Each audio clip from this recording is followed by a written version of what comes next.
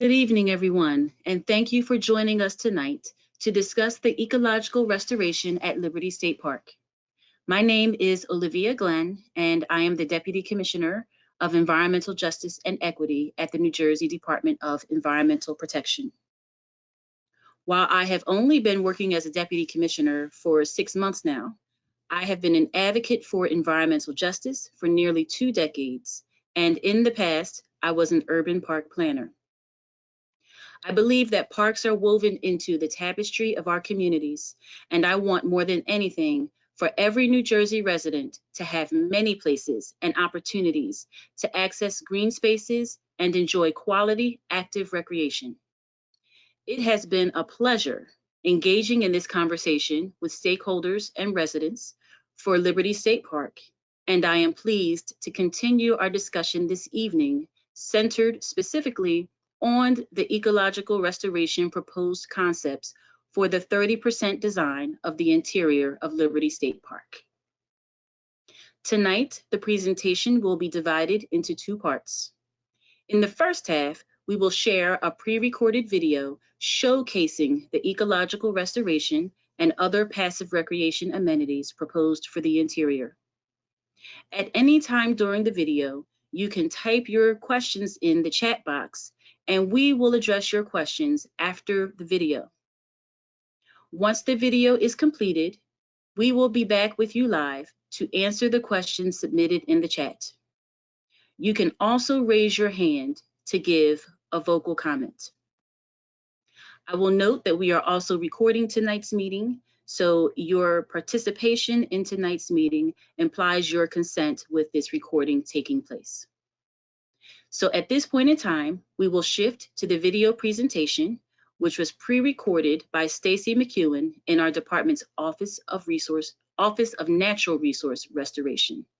Thank you.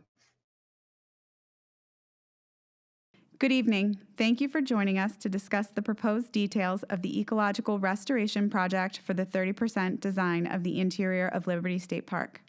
I am Stacy McEwen from the Office of Natural Resource Restoration. Here is a map of Liberty State Park. In total, the park is 1,200 acres with 600 acres of land and 600 acres of open water. The interior area comprises 234 acres of the 600 acres. Today, the interior of Liberty State Park is dominated by invasive plant species that are not native to the area. The site is fenced and inaccessible to the public due to contamination. The fenced site also inhibits ease of access to the developed portions of the park from the surrounding residential community. The 30% design concept includes the creation and enhancement of 50 acres of tidal wetlands, 27 acres of non-tidal wetlands, and restoration of 133 acres comprised of both upland habitats and active recreation opportunities. The remaining approximately 25 acres is for parking lots, trails, and other park amenities such as restrooms.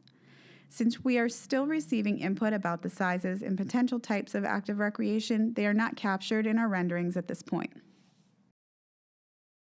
First, we will discuss the benefits of tidal wetlands. This restoration project is a unique opportunity to provide natural areas in an urban landscape which opens the door to a myriad of benefits to people and wildlife alike. Tidal wetlands provide critical habitat for birds, invertebrates, and fish, which in turn provides recreational and educational opportunities. Tidal wetlands dissipate wave energy, absorb water during large storm events, and reduce erosion caused by storms and runoff. Tidal wetlands also sequester carbon in the soils. These functions will help mitigate climate change in Jersey City. Next, we will discuss non-tidal wetlands. They perform many of the same habitat, education, and recreational functions as tidal wetlands. Also, like tidal wetlands, they enhance water quality by trapping sediments and nutrients. This reduces the amount of pollutants that are discharged directly into the bay. Non-tidal wetlands also capture runoff. While water is held in the wetland, it infiltrates into the soil where it is available for plant uptake and to provide groundwater recharge.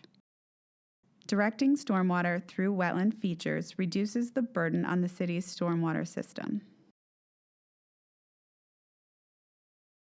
Finally, we will discuss the uplands. The urban forest will be in the uplands with the active recreation. Forests, especially in urban areas, provide shade, reduce noise, and block wind to increase the enjoyment of natural areas. They filter air and water pollution and reduce stormwater runoff. Forests also help fight climate change by storing carbon, and they provide habitat for wildlife. We don't often think about the effect these ecological services have on us as individuals, but they improve our quality of life. Now more than ever, we have all sought out parks to escape our daily routines, unplug, relieve stress, and find peace. When designing the interior of the park, these benefits drove the design to one that was not just ecologically appropriate, but one that provided opportunities to connect with the environment. This is the 30% design concept that was presented in October.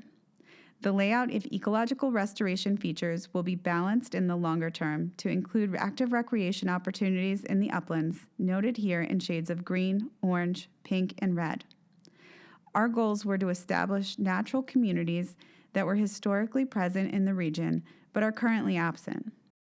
We propose to achieve this by replacing the invasive species on the site with native sustainable plant communities that support the threatened and endangered species in the area.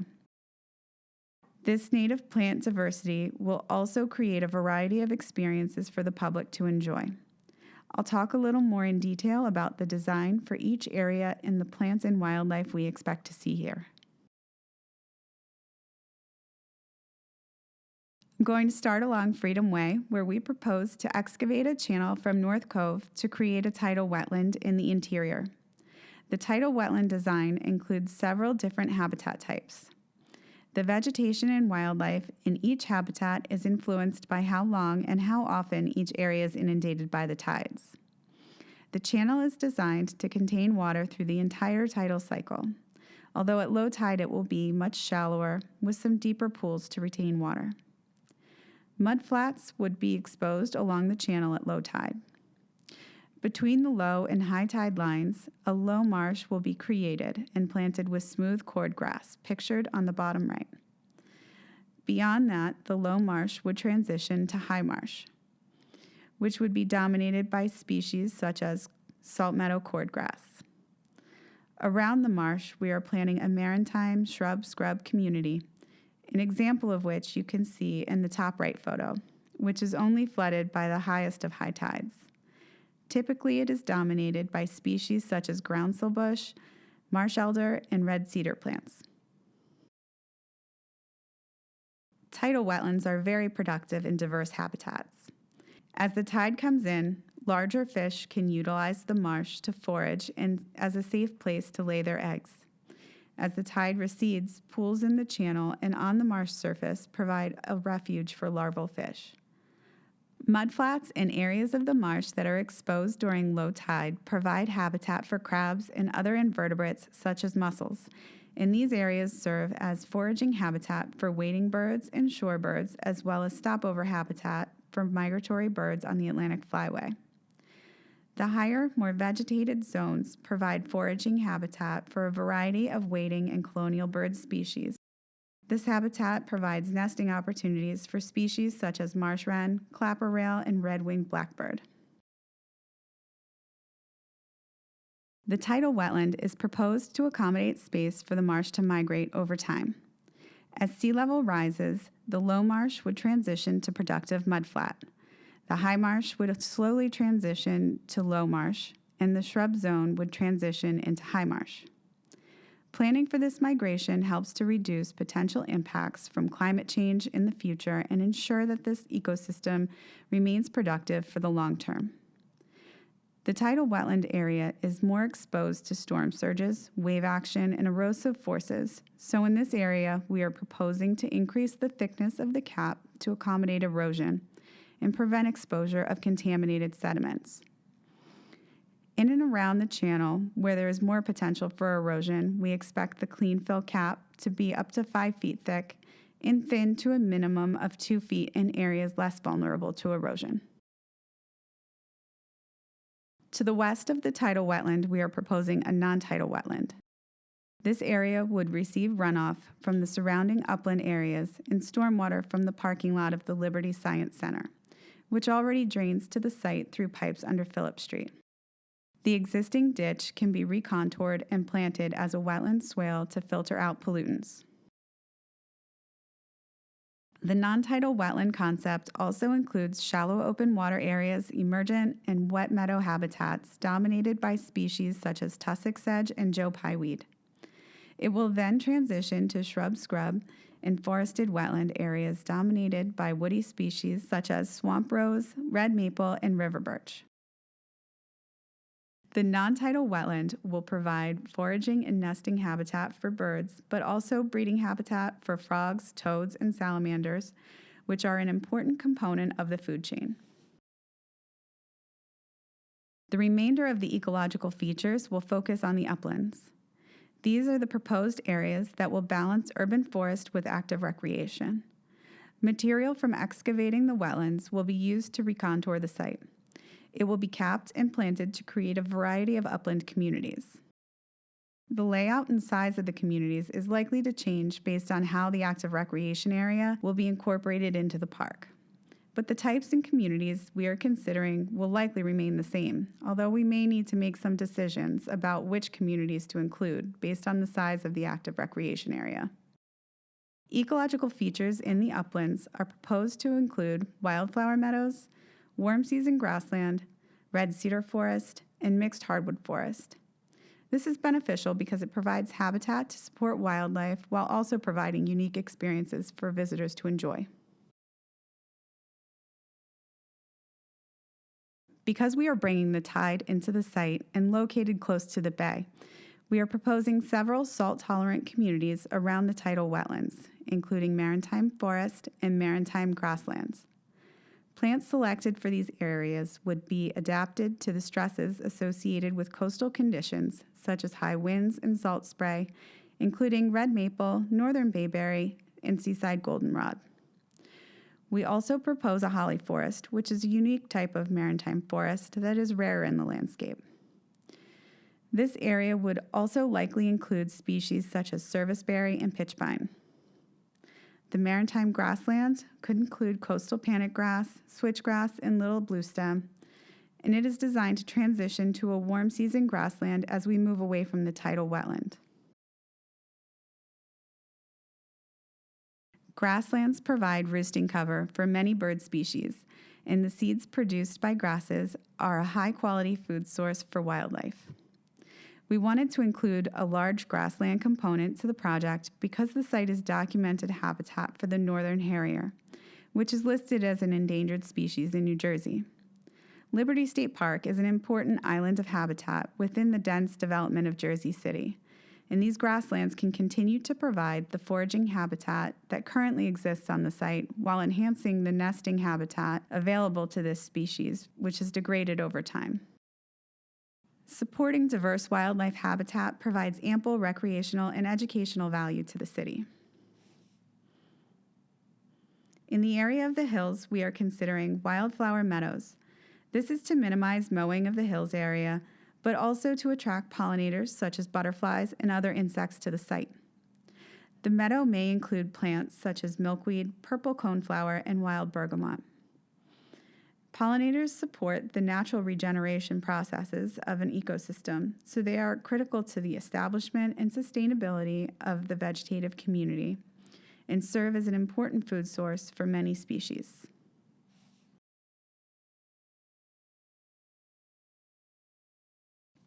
We are also proposing some shrub-scrub habitat and mixed hardwood forest.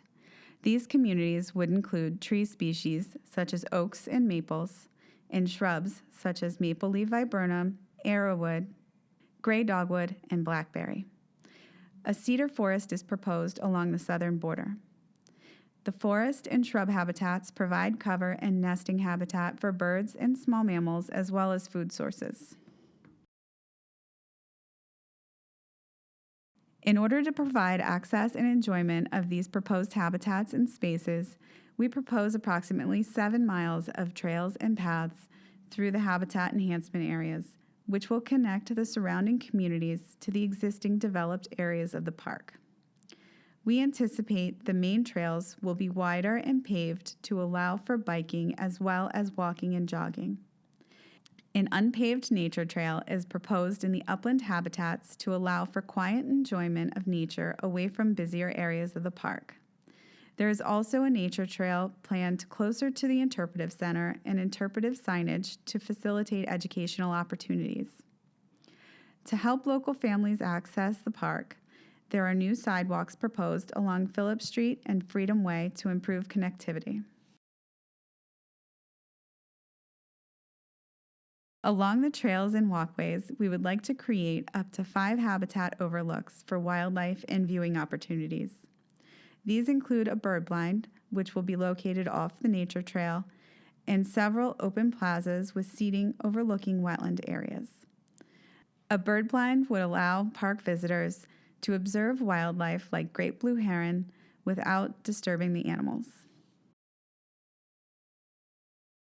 Currently, more than 750,000 students, teachers, and parents visit Liberty Science Center and Liberty State Park's nature programming every year. The trails and overlooks will provide increased access to Liberty State Park, and the restored habitats of the interior can serve as an outdoor classroom to support these programs.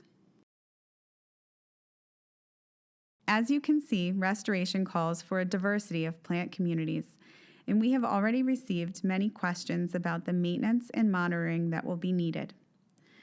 This is always an important consideration for any restoration project, and a detailed monitoring and maintenance plan will be developed as part of the later phases of the design process. Ultimately, our goal is to provide self-sustaining habitats that require minimal maintenance, but it takes time for the plant communities to reach that point. During the construction period, any plants that do not survive the first year will be replaced immediately. Plantings do become more stable as they are established. Once construction is completed, monitoring is required to comply with our permits and fulfill requirements of the New Jersey Wetlands Mitigation Council. This would usually consist of 3 to 5 years of monitoring, and we would be responsible for any corrective action that would be necessary to comply with the permit requirements. Over time, the park staff will take over maintenance and monitoring. As we plan for the future, there may be opportunities for the community to participate in the ongoing monitoring efforts through citizen science and ensure the continued success of the project. This project will provide a beautiful mosaic of natural ecosystem habitats interspersed with public access. Currently, this interaction with nature is largely absent from the Jersey City area. Once completed, the new natural features will not only attract nature-loving people, this badly needed habitat will also serve as an urban oasis for wildlife of all types. We will be taking comments and answering questions during the meeting, but if you are unable to stay on the line or have questions or comments later, please feel free to submit them at the survey. Thank you for your time, and we look forward to working with you on making a more beautiful and beneficial interior of Liberty State Park.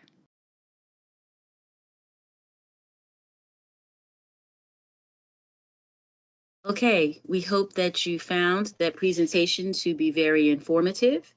And what we will do, we'll continue taking questions in the chat. I see that some have come in. We also have several members of the public who have their hands raised. So I'll begin to take those questions or comments. And so what I want to ask is that when you're given your comments, please keep your comments to 2 minutes. If you've been talking for 90 seconds, I'm just going to raise my hand like this so that you're mindful of the amount of time you've been speaking, because we want to be sure that everyone who is on has an opportunity to proffer remarks if they would like to do so. So the first person I'm going to ask who has their hand raised is Keith Bodden.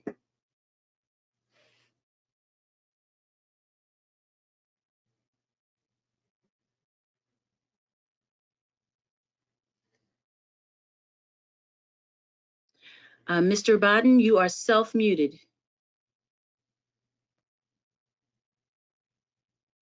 I bring you greetings from the New Jersey State Conference Armed Forces and Veterans Committee. And today is the birthday of Rosa Parks. And we have two veterans that are given testimony at the transit convention that's taken place, a virtual convention. And the testimonies are on the impact of transit equity on veterans' health. That means clean air, that means transportation. And the same is true for Liberty State Park. It's located in an area that is very critical to retired veterans and also their families and service men and service individuals. We would like to see it continued to be open and not vested by the private sector, which would include a large Gulf port. We want it to be there for the general public and for veterans. Thank you.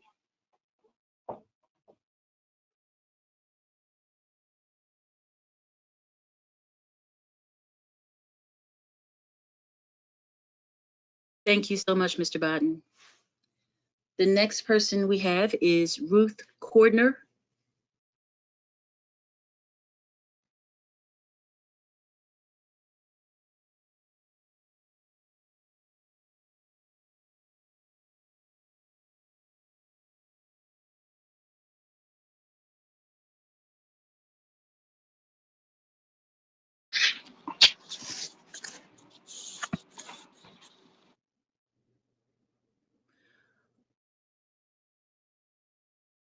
Okay, our website administrators are noting that Ruth, your computer is showing that it does not have a microphone. So I would suggest for now, if you can type your question in the chat, we'll be sure to pick it up from there. And next, I'm going to ask Assemblywoman Angela McKnight to give remarks.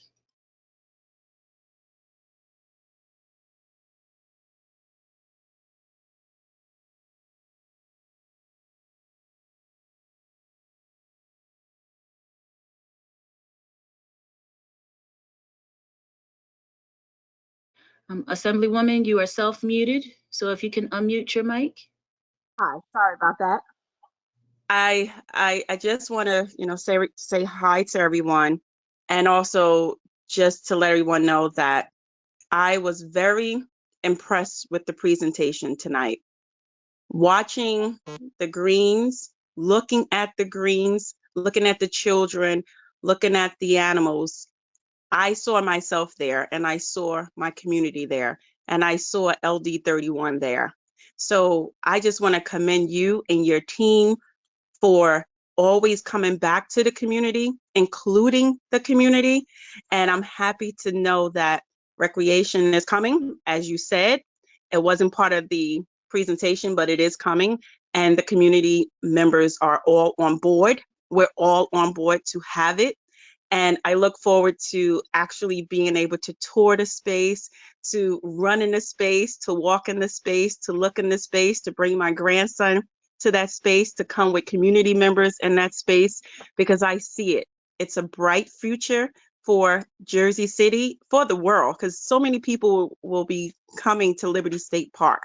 And I just want to say again, thank you. Thank you for keeping us included in the presentation. And for everyone who's watching and listening, I just want to say thank you for being part of this historic moment, because this is a true program that is involving everyone, all walks of life. So thank you so much. And I continue to stay on so I can listen to what everyone else has to say. So thank you. Thank you so much, Assemblywoman. Next, we will hear from Irene Stella.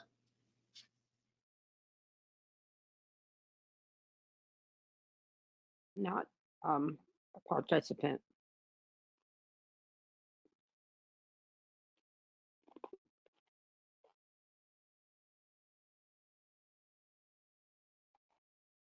Ms. Stella, you're live at this time.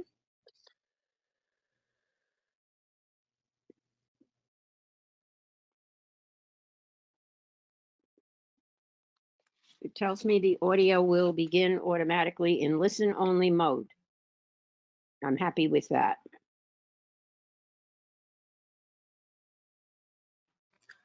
Okay, thank you so much. We're now going to move on to Jeff Tittle.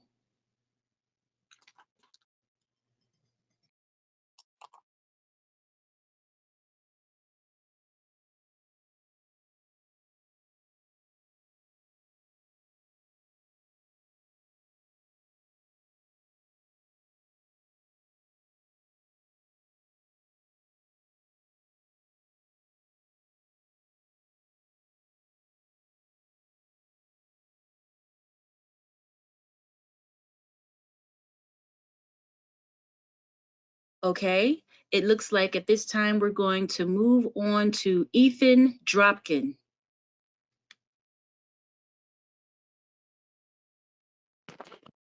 Can you hear me? Okay. So yeah, I too was very pleased by a lot of the things I was seeing. I'm a professional in the landscape design and habitat restoration field, so I have a intimate familiarity with a lot of the subjects discussed. I posed a lot of questions in the feed, but one in particular that I have that wasn't specifically addressed was, you know, this landscape already is pretty vibrant and full of a lot of unique species. Particularly, it's a major breeding site for the American woodcock in Hudson County, which is a bird that's in decline in the state. And any sort of work that's going to that's going to happen there is going to disturb that habitat. Admittedly, what will go in later will provide new habitat. But I guess my question is, in terms of phasing the project and working on different areas at different times, is any consideration being given to the fact that this is already important breeding bird habitat for the woodcock and other species, and so maybe doing a wholesale restoration with every piece all at once is not the best for preserving that sort of bird habitat, and also just like, is phasing done to think about not doing it during nesting times and during breeding times? This is one of like 10 questions I have, but like I said, I posed most of them in the as text. Anyway, thank you very much. Thank you. And I'll give you a high-level answer to your question in terms of consideration for windows of time for nesting and breeding. One of the wonderful things about the Department of Environmental Protection is that in-house we have the Division of Fish and Wildlife. So for everything that we're proceeding with, we're doing it in consultation with them to be sure that all of the decisions that we're making are giving consideration to the needs of wildlife species. So thank you for your question. And we will be getting momentarily to some of the questions that are in the chat. Stacy, did you want to add anything to that, or you're just joining me here, keeping me company? No, I want to add to that, if I could. We're going to have to get permits in order to do the work, and those permits will include timing restrictions so that we're not going to be disturbing the site during the most active times. And we are looking into different ways to phase the project so we can minimize any impacts to species that are using the site.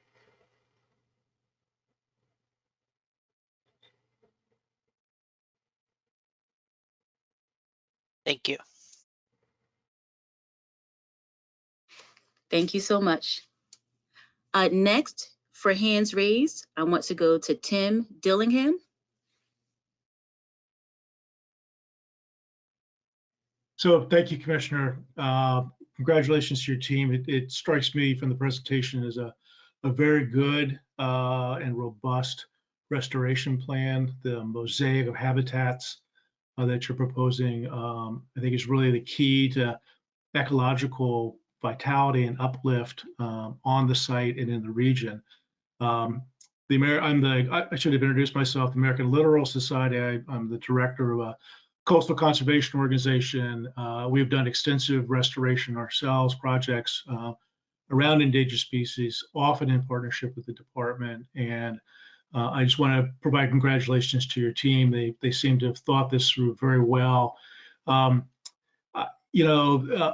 Liberty State Park is a state park, right? And so it plays a huge role for the citizens of the state in their interest, as well as the values that it provides to the local communities that live adjacent to it. And you seem to have struck a very good balance between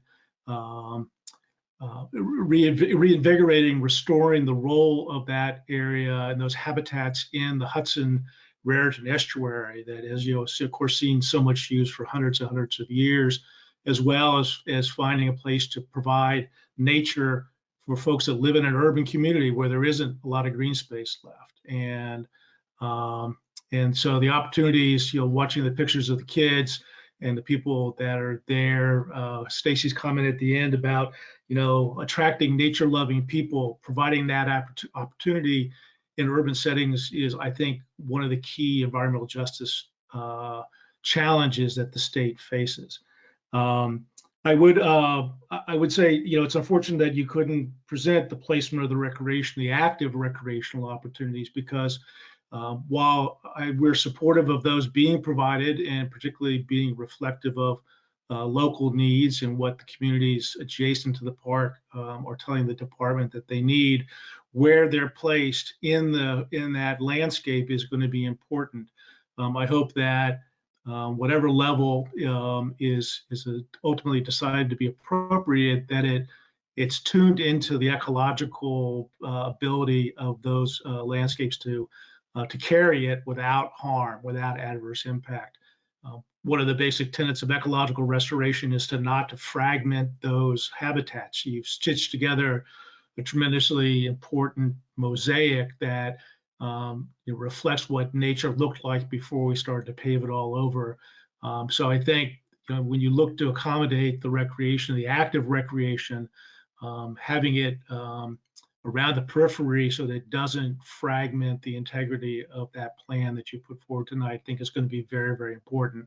And then tying it back to the capacity, and maybe one specific thing would be just to examine the amount of parking. 25 acres seems to be an awful lot of parking in a park that'll have access and parking areas, in other parts of the park that may put the nature area in a little more of a walking mode, but I think should be looked at importantly. So thank you for all your work, the work of your team. It's really a tremendously exciting delivery on a promise that's been made for many, many years to both the people of the state of New Jersey, the people of Jersey City, the people of the Hudson County and regional area. Thank you. Thank you so much. I'm going to answer a few of the questions that came through in the chat, and we're going to just balance back and forth between answering questions that come in the chat and taking people who want to give verbal comments or ask verbal questions. So the first question is from Daniel Ortega, and the question is, when do we think the project will begin construction? In terms of a time frame for that, I'm going to speak very loosely and very broadly about that, because we're really trying to be diligent right now to make sure that we are hearing the stakeholder voices and that we're capturing just the broad base of interests for the park. So with that, we want to give this the time that it needs to do this critically valuable stakeholdering and getting this local feedback. So I don't want to be non-committal to you either. So what I will say very loosely is we think that sometime early next year is when we'll be at the point that we're beginning construction. So that's a very broad window of time. And what we will do is continue to keep you posted as we're moving through this process, collecting public input to help you understand really where does that put us on that timeline of getting to construction and ultimately completion. There is a question that came in from Barbara Gombach. The question is, will the invasive species be replaced with species that are native to New Jersey? And the answer to that question is yes. The invasive species that are in the interior right now will all be replaced with species that are native to New Jersey. And now I want to go back to taking a few public verbal comments. Next is Tim Keating.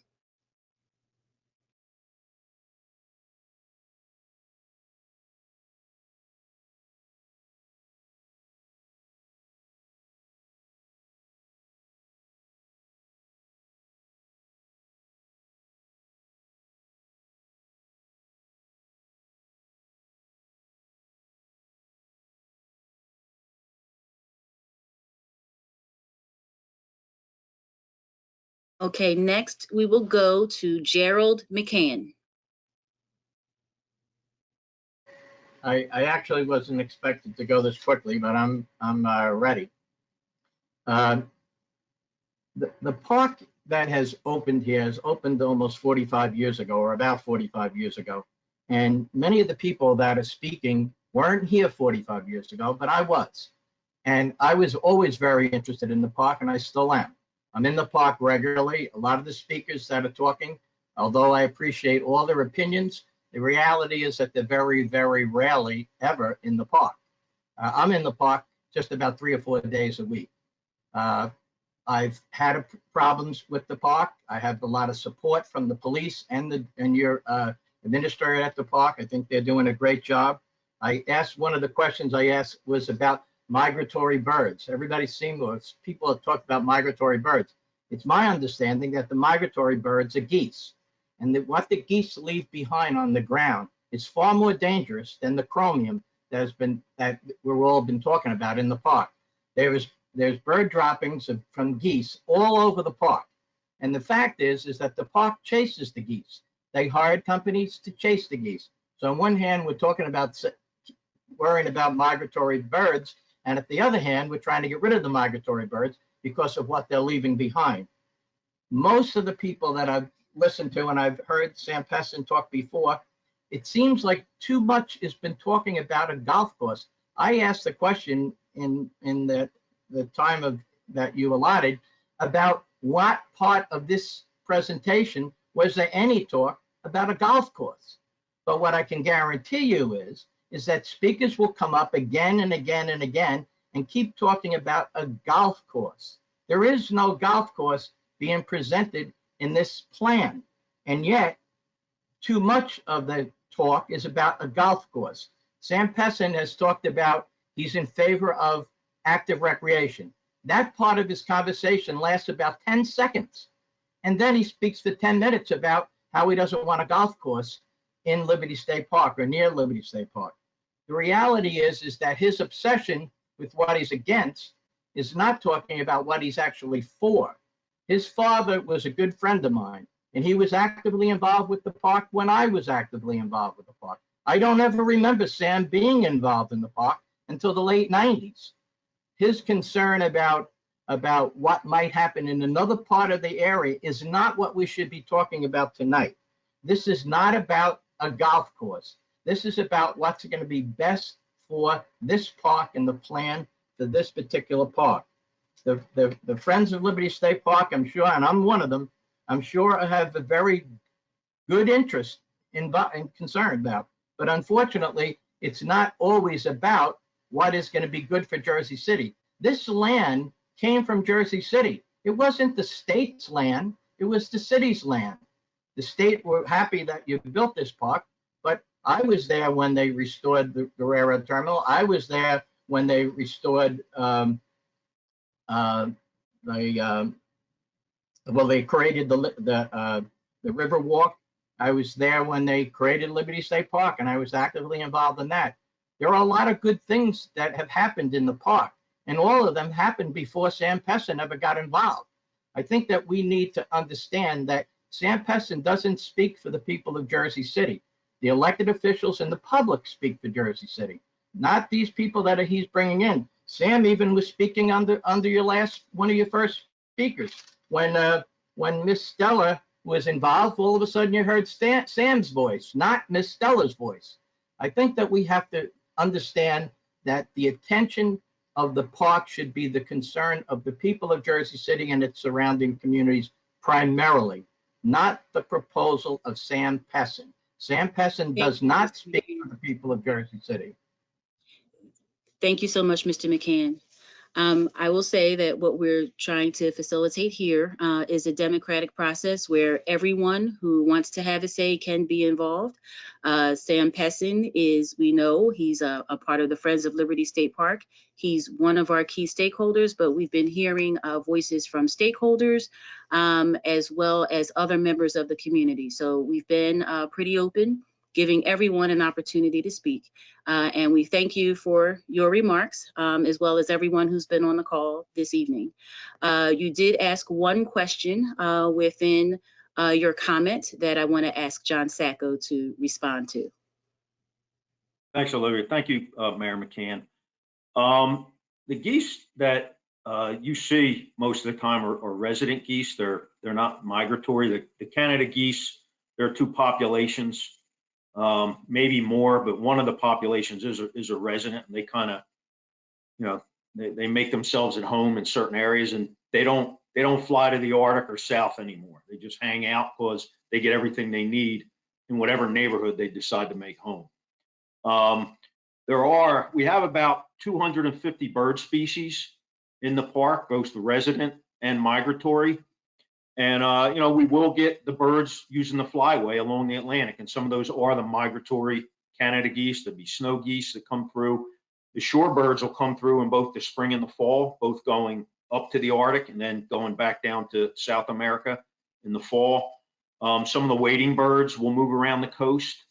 There's seabirds that come in and out. So there's a lot of migratory birds that will utilize the park, everything that you would find in the Atlantic Flyway over the course of a year. But what you're seeing out there are resident geese, and I know they give Rob fits sometimes, but it's something unfortunately we've all had to deal with. Geese have kind of adapted to us very well, among other wildlife species. Thank you, John. Now we will have comment from Emil DeVito.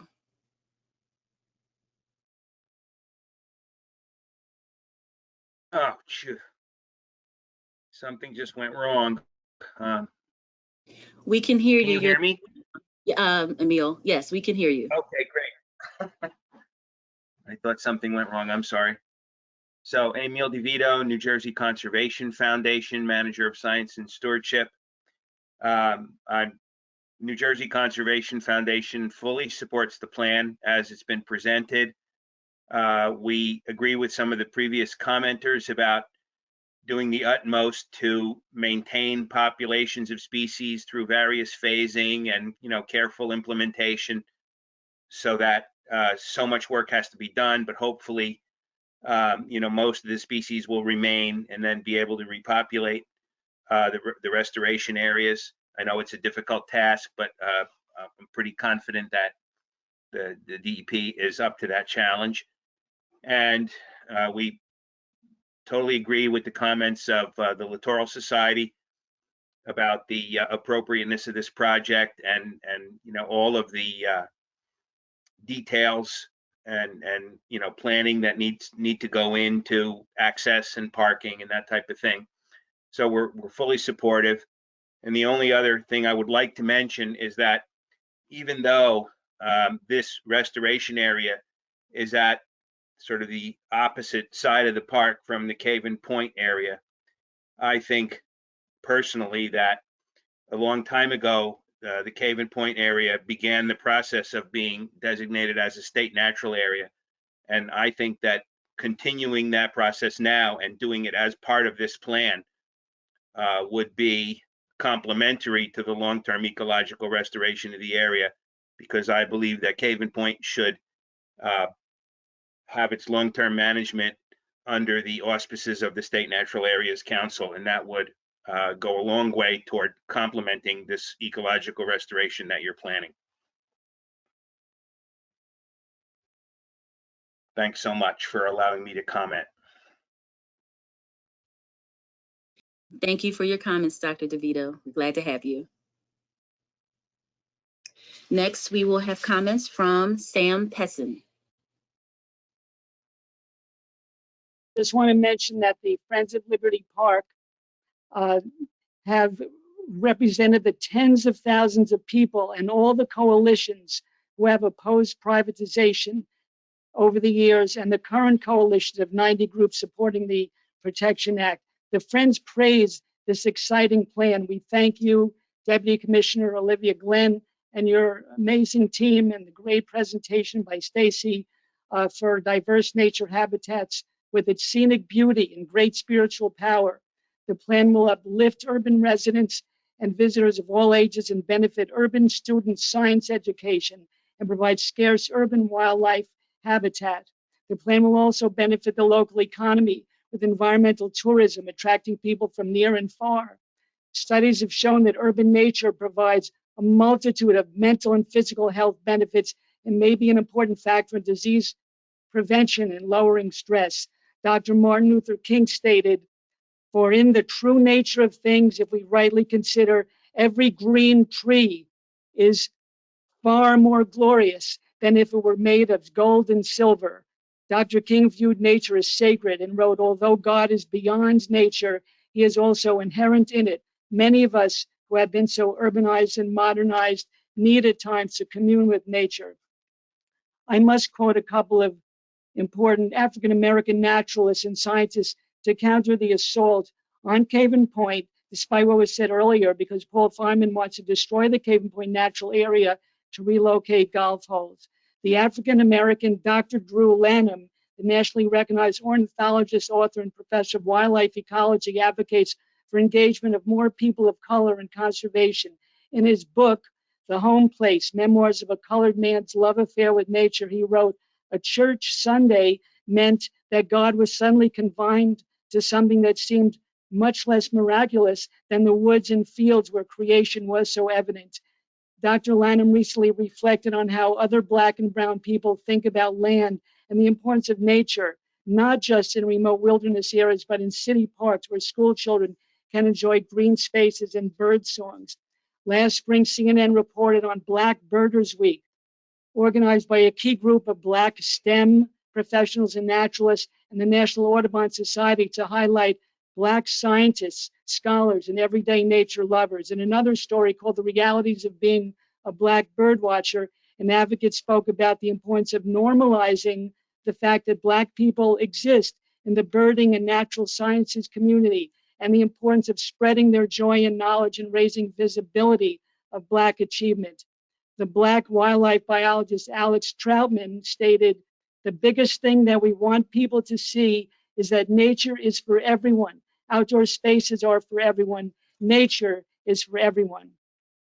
The Liberty Park Protection Act is essential to protect the interior, Caven Point, and the entire park from privatization plans. The Friends continues to support active recreation despite firemen and the surrogates' falsehoods.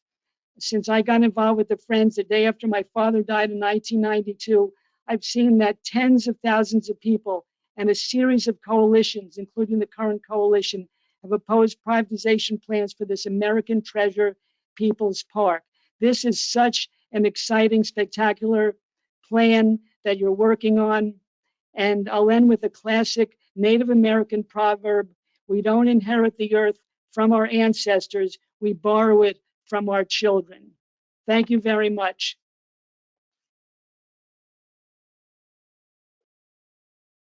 Thank you, Sam. Next, Bob Hurley.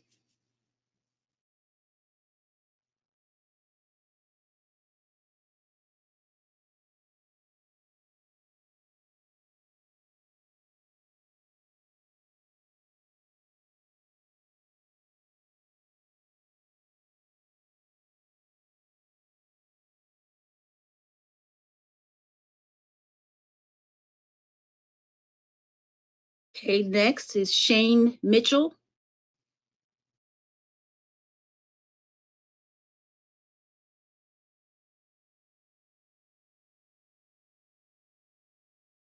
Hey, can you hear me? Hey, everybody, this is Shane Mitchell from Senator Weinberg's office, and I'm also a resident of Ward E. So the senator wanted me to just very quickly thank the DEP for setting up these public hearings. It's great to have public input on this very important project, and she's very supportive of the progress being made thus far. I don't want to belabor the point because I know a lot of questions and comments. As a Jersey City resident, I'm also very excited personally about the progress. So I'm very excited to see what will happen coming in the future. Thanks. Thank you so much, Shane, and please give Senator Weinberg our thanks as well. Next, Arnold Stovell.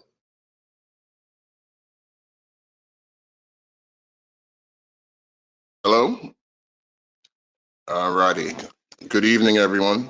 Thank you very much for recognizing me. I'm very grateful that the DEP has continued to focus on the issues at hand.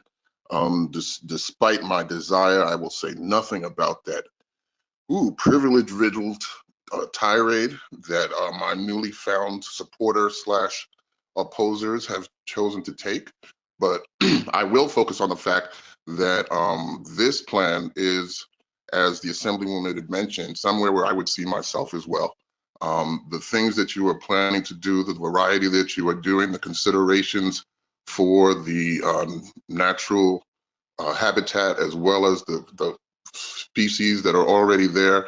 It is very, very heartening, you know, this to see that this ecological restoration can be handled with, you know, just such an abundance of space. From what you're telling us, it sounds like 75% of this proposed land will be used to ecologically restore the area and provide some of the educational and natural interaction that we are all wanting to see for our kids and for future generations. I'm also heartened to understand that the recreation that is being considered can be done so at this time and without disturbing the balance and with the ability to address the needs that we have heard from the community within that 35 to 50 acres amount that will still not affect the schedule adversely. I mean, this seems to be coming together very well because the community has made themselves heard, and the focus of you and your team on really sticking to the issue and making sure that we're not distracted by, you know, whatever distractions people seem to put in there when they don't get their way. Again, Commissioner Glenn, thank you very much for your leadership and focus, and again, thank you to your team who have very thoroughly explained the potential that stands before us.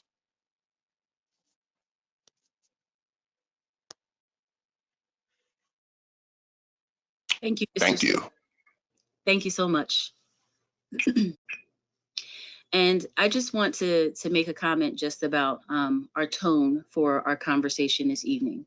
I love parks. I am deeply passionate about them, which is why I have always loved planning them, because this is such a unique opportunity to shape a landscape where it benefits everyone in the community. And it's not a situation where everyone agrees. It is something where it's deeply personal for people, but I also want us to be mindful to be respectful of each other. What we're planning is a space for a community. And as we're planning out how we want this space for our shared community to look, we have to interact with each other like we're a part of a shared community. Everyone who is on this call cares about this space. And I just want us to be mindful of that. And we have a number of experts who are on the call with me tonight. So if you have questions or comments that are specific to the ecological restoration, please take advantage of them being here, because I can have them turn their cameras on and they can really get into specifics. So I thank you all for your wonderful comments and your wonderful passion. And let's continue to work together to build an amazing park. So next, I want to call on David Case.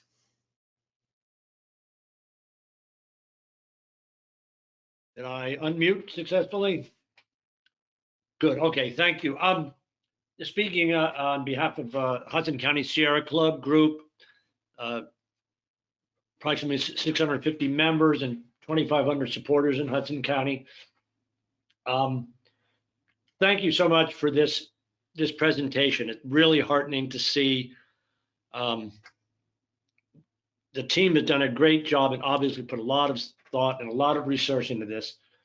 It's kind of a shame that Mr. Fireman's money has interjected a whole nother issue into the debate.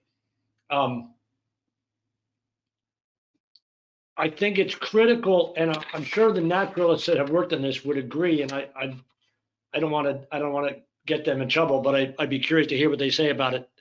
That, as one of the others, as our friend from the Littoral Society said, the integrity of this area must be maintained. You can take 2 or 3 acres and put in a ball field here and a ball field there, anywhere you want across town, across the county. You can't take 2 or 3 acres and create natural habitat. It doesn't work like that. This is a one of a kind area. It's a unique place that has this much of an unbroken area that serves as natural habitat. This is our Yosemite. This is our Grand Canyon.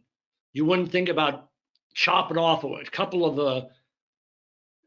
of mountains from Yosemite. You wouldn't, well, we'll take half Dome and turn it into ball fields, but we'll leave the rest of the mountains. You wouldn't think about doing that. This is our Grand Canyon. This is our Yosemite. Environmental justice, sure. I mean, I was a gym rat. I played all the sports. Sports are great things for kids.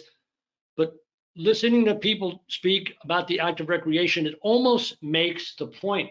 It's heartbreaking to hear that people in Jersey City really have never gotten to experience nature. And here's a chance. I mean, give it a chance. You've got 234 acres where you can go and get all you and the kids can get all the benefits of nature. And what's more, how many people are going to play soccer, football, baseball?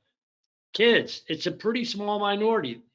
In the natural world, a natural area that this represents, it's all ages.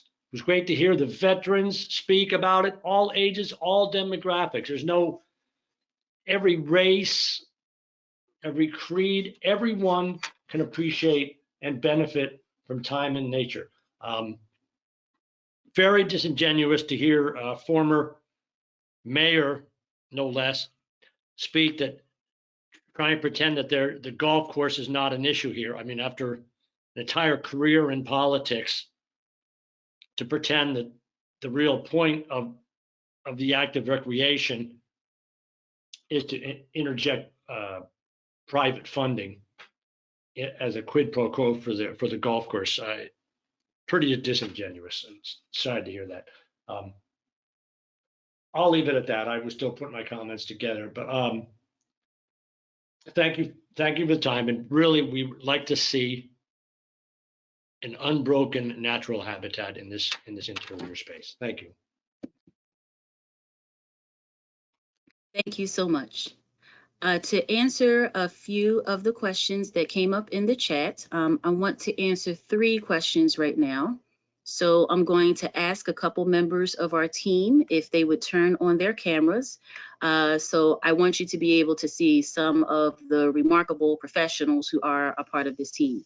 So I know you've already seen John Sacco and Stacy McEwen. So right now I'm going to ask if John Sacco can turn on his camera, if Dave Bean can turn on his camera, and Rob Rodriguez, who is the superintendent of Liberty State Park, if he will come on as well. And so I'm going to engage them a little bit more so you can see some of these remarkable scientists and staff who are here. And so for one question here, I'm going to ask it to John. It's a question from a gentleman named Matt Trump. You mentioned salamanders. Do they currently exist in the park? If not, how do you expect them to find the habitat? Also, what is the expected plan for invasive species like mugwort, knotweed, phragmites, and reed canary grass? John? Great, thanks, Olivia. I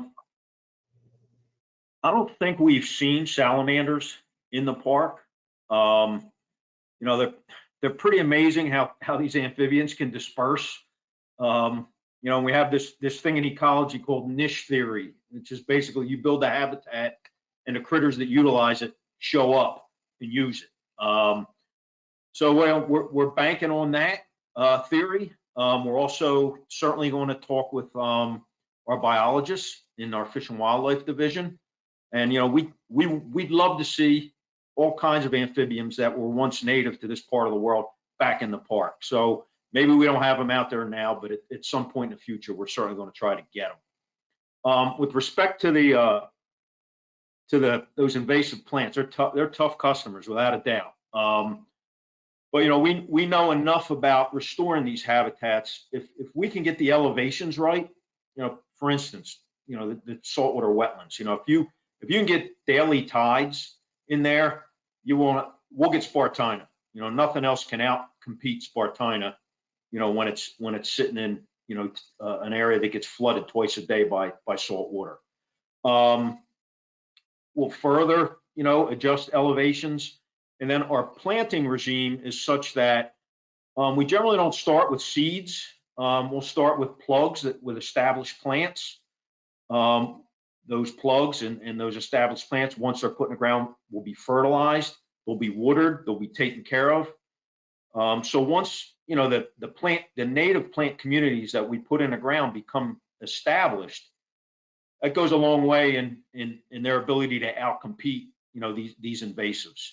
Now, that's not to say, you know, that we're going to get incursions and outbreaks of these invasive plants. They're everywhere, very aggressive, but that's why we're monitoring. And then we have protocols in place where, you know, we may have to spray, we may have to, you know, alter elevation, apply herbicides or things we may have to do to make sure that eventually we get this sustainable native vegetation back in place. So we have some good examples. We've been successful throughout the state. You know, I'm not going to say it's a slam dunk, but we do know how to get it done, and we're hopeful we can do it here. Thank you so much, John. The next question, I'm going to pose this to Dave Bean. It is from Ray Balon. Have the impacts of climate change and the local combined sewage systems on the planned ecosystems, specifically the wetlands and uplands, been taken into consideration? Poor water quality and toxic pollutants in high volumes coming in from the Hudson River due to these combined sewage outputs can make it harder for native shrubs and trees to reach maturity. Dave? Yes, thank you, Olivia. Good evening, everyone. We have absolutely taken climate change into consideration during the design process. One of the things that we've found is a good thing to do when we design these projects is we sort of have shifted the design to favor high marsh a little bit more heavily than we would have before climate change.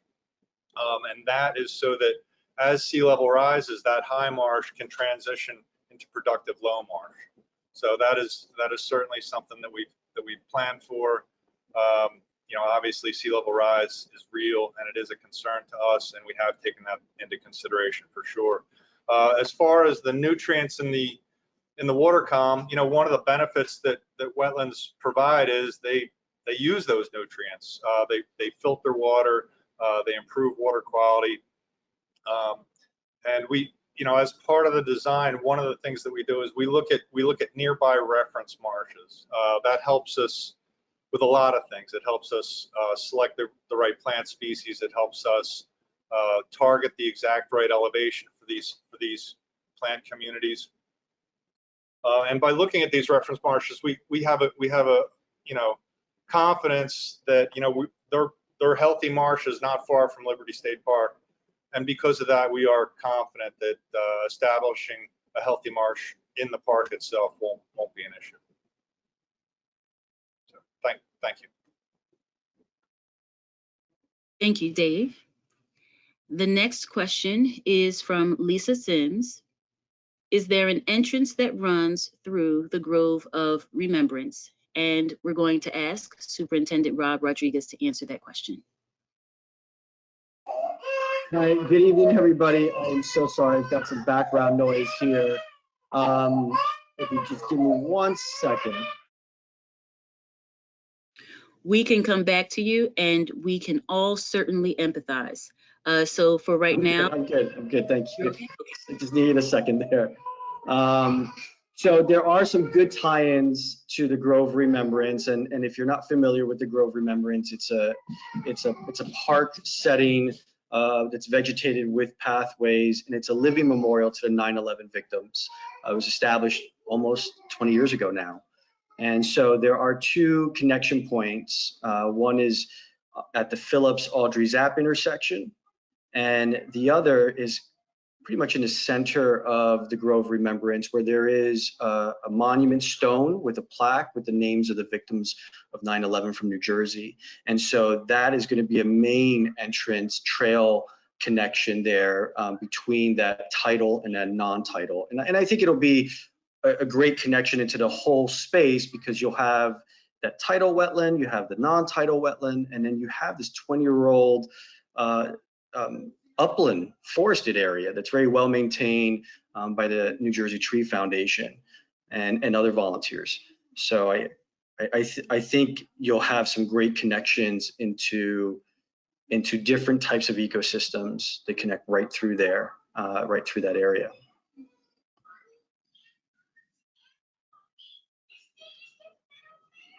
Thank you so much, gentlemen.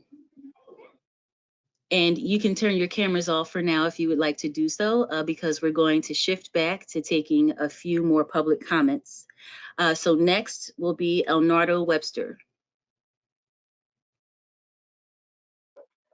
Good evening, everyone. I just want to start by saying thank you again. I love the plan. I thought it was a wonderful mosaic of natural areas. And I guess like Assembly Woman McKnight, I too can see myself there walking through there on a Saturday afternoon. I look forward to it. I love the process. I'm appreciative that the department has spent so much time and energy to incorporate a diversity of voices. This is a democracy, and I recognize that there are some people that probably want all recreation, and there's some people that probably want, well, we've heard some of those folks tonight that want all passive recreation and natural environments. I think the park is pretty large. I think it's 600 acres, upland, 600 acres, below, and I think it's able to handle the type of active recreation that we're talking about at the levels we're talking about. I would hope that the folks that are listening would acknowledge and respect the community voices that you've heard, from the superintendent of schools to the directors of recreation in Jersey City, to the elected officials that represent folks, to some of the community activists. I think there has to be a balance. I think there has to be a conversation, and I think there has to be a compromise. I think we're watching too much TV, and I think people have become absolutists, and it's unfortunate. This is a process that there needs to be, every voice needs to be heard, and compromise needs to be incorporated. I'm excited about the activity that the department is engaged in. I'm excited about the process that they've utilized.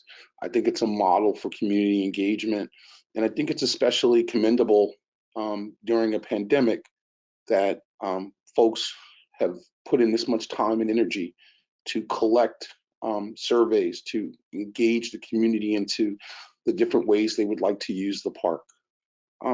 It hurts me when I hear folks talk about the last 20 years of what's been planned by a small group of environmentalists, and totally ignoring the 30 years that preceded it and the origins of this park.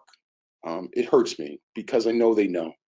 I'm looking forward to working to complete what I believe will be a democratic process of compromise and togetherness. And I look forward to being together both on the ball fields and in the natural areas of the park. I think if we do what we're supposed to do, the folks that come after us will say, hey, this was a good process, and they got it right. I'm sure, like everything else in life, there'll be some people who think there should be more of one thing or the other. But I do believe that this type of dialogue, this type of process, this type of compromise is the way government should work.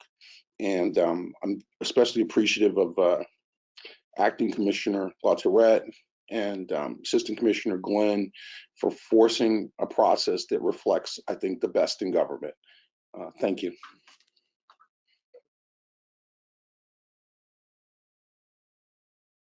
Thank you so much.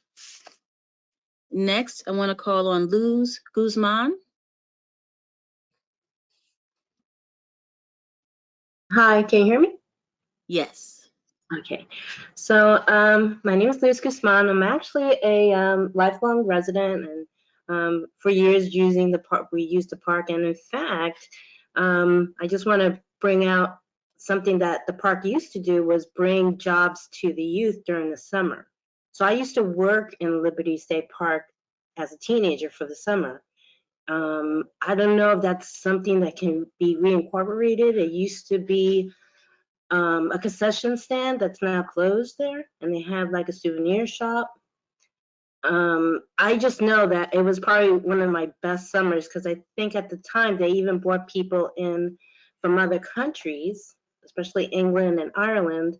It was the year that they reopened the Statue of Liberty, so I'm dating myself. We're talking the 80s, but that's something that I think might be missing because I don't see too many jobs for youth, and I know the golf course was supposed to bring jobs to youth. I don't know if it actually does, but that's something I think needs to be worked in. I don't know how, but aside from active recreation, I'm sure a lot of kids wouldn't mind working in the summer outside, earning extra money, and I don't know, something educational that they can do. It's a big park. I don't know if they need guides and stuff like that. And I guess the other question is there a possibility, I think I mentioned at the last meeting, and then I had to leave, about a shuttle service, and you mentioned Rob Rodriguez was the person to talk about it. Because it's a big park, and now I'm going on the other end and thinking about seniors who might want to go from one end to the other. They take the light rail or something, and they want to get to the other end. So that's something else I was wondering if that would be incorporated, including, to get to one side to the park. And right now you have City Bike at the light rail, but you could use the City Bike for 45 minutes and then you have to bring it back. And I think there's only one station. Is there a possibility of having the park's own rent a bike? I'm sure that's something that I would use because I like to go to the park and ride from one end to the other, but I don't own my bike and I probably won't buy my own bike. So, and then the City Bike looks like a delivery bike. So it's kind of weird riding around the park with the City Bike, but I've seen people do it. And finally, I wanted to say, and as a lifelong resident, that I think ecologically is something that we really need to consider. You have to take care of your planet, and to create the balance, which I hear echoed over and over again, is so important. We know that climate change is real. So I think that the plans that I saw are very happy with, and also happy with the fact that you're incorporating active recreation. And just everybody needs to understand, we live in our own world. So somebody might think basketball is going to help a kid more than walking around looking at plants and stuff. But we know if we have one of each, we're going to have some kids that want to do that nature walk, and other kids that are going to want to play basketball. And if we have both at Liberty State Park, then that's just a plus, I think. I just think that we have to understand that each kid is individual, and we need to give them that avenue of what they want to do. Do they want to be passive? Do they want to be active? And Liberty State Park has that potential of giving them giving them both. So thank you again. And I'll end there. Thank you so much. And for this question, I'm going to ask Superintendent Rodriguez if he will join me. There he is. Okay, so we heard there were a few questions embedded in your ask. One was about the hiring of youth in the community, and about shuttles, bikes, and concessions. So Rob, if you can hit those 4 things, that would be great. Yeah, thank you for the comments and the questions. Those are great questions. Thank you. We do hire youth in the community, from the community, through our seasonal program. We hire part-timers to work seasonally, usually during the busy season, which for us is April through October. Right now, we have 2 high school kids from Lincoln High School that work for us on our maintenance team, and they can only work weekends, and that's fine. We accommodate that. And we have good relationships with their parents too, to make sure they understand what they're doing at the park. But we also hire college students out of St. Peter's or NJCU or Hudson County Community College to help either in our maintenance department, gardening department, our interpretive departments. And we'll continue to do that. So another question was about shuttles and bus shuttles. We've had shuttles in the past. We haven't for many years now, and it's something that the department is looking into as potentially a concession opportunity. So that's something that's being worked on. Bicycles, for many years we've had bicycle rentals in the park. We currently do not. The concession agreement that we had with our bicycle concessionaire expired, and we're repackaging that bid opportunity. So we recognize the need for bicycles. We're just trying to find the best fit to accommodate as many potential users as possible. So hopefully, you'll see more about that soon. And then concessions, you had mentioned the food concession, probably near Flag Plaza is the one you're referring to. It's currently closed. We are also working on a bid package for food concessions throughout the whole park. For the terminal building, for the picnic areas, as well as for that concession stand. So you'll be hearing about that in the next few months as well. Does that answer, you think that answers the questions, Commissioner? Yes, that answers them. And I thank you so much. Thank you. And so I want to go to a few of the other questions that came up in the chat. One came from Greg Rameau, who asked how many acres of active recreation can be placed in the interior before we have to go back and start from scratch, and how many years would the project be delayed if plans have to start over? I don't have a clear answer to that question, but I will say to you, we're looking at the acreage. It is probably going to be around 25 acres, give or take 25 acres. That's like the threshold for having to do some recreating of the landscape forms as they're there currently.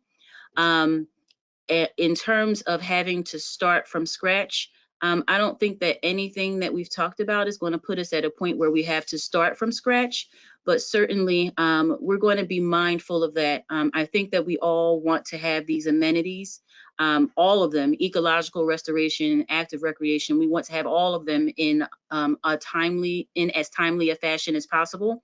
So we're going to make sure that we're striking that balance. And we're going to continue to have a conversation with the public with how it looks like the timeline might roll out depending on all the active recreation that we want to put in. I'll also note that we are looking at locations outside of the interior of the project for active recreation opportunities. So once we have a solid handle on what those types of active recreation are, we'll figure out where they can go within and outside of the interior, and we'll make sure we're, solidly communicating with the public about all of the implications for however we land this. We'll certainly be staying in touch. So now with that, I want to call Kate Donnelly for verbal remarks.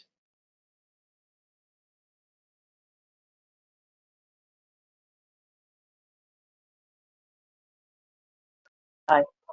Oh, not muted. Sorry. Hi. So I am a lifelong resident of Jersey City. I'm a bird watcher. I love this plan. My only wish is that it extended further into the Cave and Point area.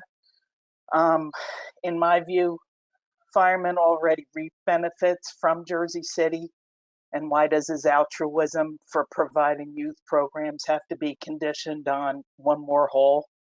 But I don't want to go down that golf hole or rabbit hole in general. Don't want to waste anybody's time, but I agree completely with comments made by Luz Guzman, one of my neighbors. I do think that we kind of have to look at more summer youth activities. I think we make a mistake when we use the word passive when talking about park usage that has to do with being out in nature and walking around and actually understanding our natural habitat. I think it's really important that people actually understand that that's actually some of the best activity that you can have. And these are skills that kids are going to need to have because they're going to have to face the climate challenge problems that my generation left for them. Thanks very much, and this has been a very well-run forum. I really appreciate everybody's hard work at the department.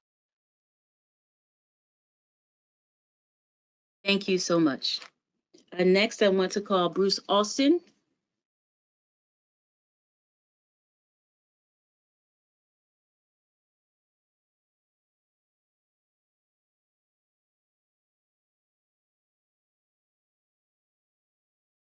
Hello? Hello? Can you hear me? Yes, we can hear you. Okay.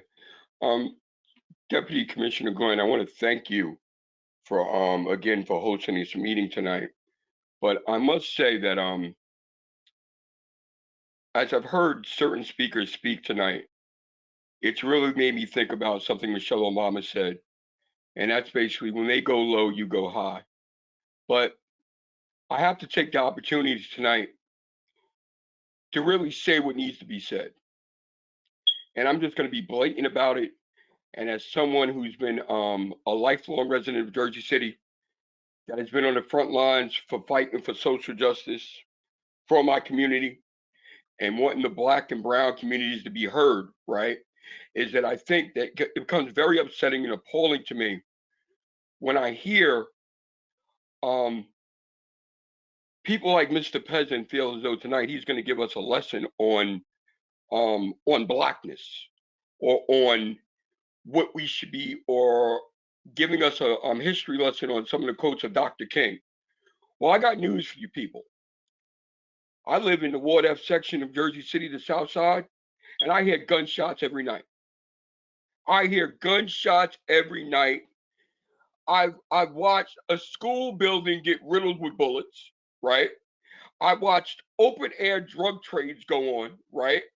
And I've heard people who are respected in my community, regardless of race or color, such as Bob Hurley, Franklin Walker, Jerry McCann, stand up and say that they understand because they work with this community not for a day, not for a year, but for decades, for their lifetime. They understand the needs of poor people. And that is access to opportunity, right?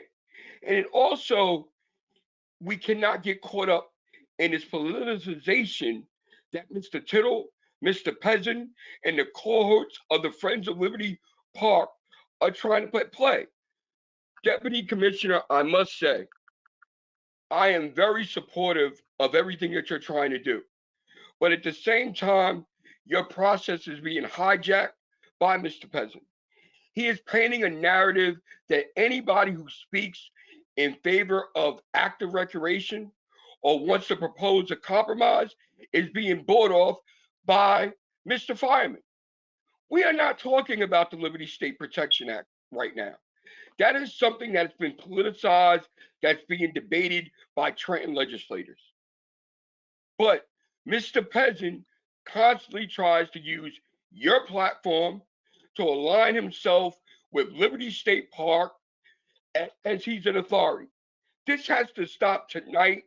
It's divisive, and it brings nothing about bringing a unified front or working towards a workable solution. What I suggest all that we do is this, though, right? Is that, we're talking about the future and with these children. We need to get the children involved in this process right now. We need to get our youth involved. We need to hear them say what they support, what they'd like to see in this park. Maybe we're discounting their voices right now. But what I'm not going to do is I'm not going to be discredited and be lumped up as some paid off black activist that I took I've taken $1 from someone, or making it seem that, as Mr. Peasant likes to point out, something that the late Mayor Glenn Cunningham told them, somebody who's been dead respectfully for over 15 years. Mr. Peasant, I have news for you. There are black people in the community, such as Pam Johnson, myself, and different people who will tell you these children in our community are going through a crisis right now. They need active recreation. They need access to opportunity. And if we're really gonna bring the Liberty State Park Protection Act in play, then we need to revisit the 1977 master plan that Mr. Peasant's father was one of the authors of, that addressed the societal issues that will affect the communities, the black and brown communities in Jersey City. Let's really do the hard work tonight. Let's really get to the point where we can say enough is enough, work towards solution, and stop trying to gaslight fires by using the word billionaire, golf course, and stuff like that. If we're really going to work on it, it shouldn't matter if you have wealth. It shouldn't matter with your race. It shouldn't matter with your creed. It should have the ability to work as a community together. And maybe that's something that Mayor McCann touched on. People that are speaking on behalf of Friends of Liberty Park, are they really people that are from the community? Enough is enough. Commissioner Glenn, I will look forward to working with you. I am very supportive of an overall plan for Liberty State Park that includes something for everybody. But this blindness that it's wrong to have active recreation, or to try to say that people are bought off by people, it's disrespectful, and it's something I cannot stand for. Thank you. Thank you, Mr. Austin. I will say that parks are a platform of democracy, and they are also a place for healing and reconciliation. And so my hope is, as we go through this process, that there will be more community building, more healing and reconciliation that happens. This is a process where everyone will have an opportunity to have a voice. We're not letting any one perspective or any one persuasion take something one way or another. There's going to be something here for everybody by the time that we're done. So we have to be patient with each other. I know we have to be trusting, and it takes a lot to do that. But this project right here is an opportunity to do that. So let's just continue to see it as such. Next, I want to call on Councilman Jermaine Robinson.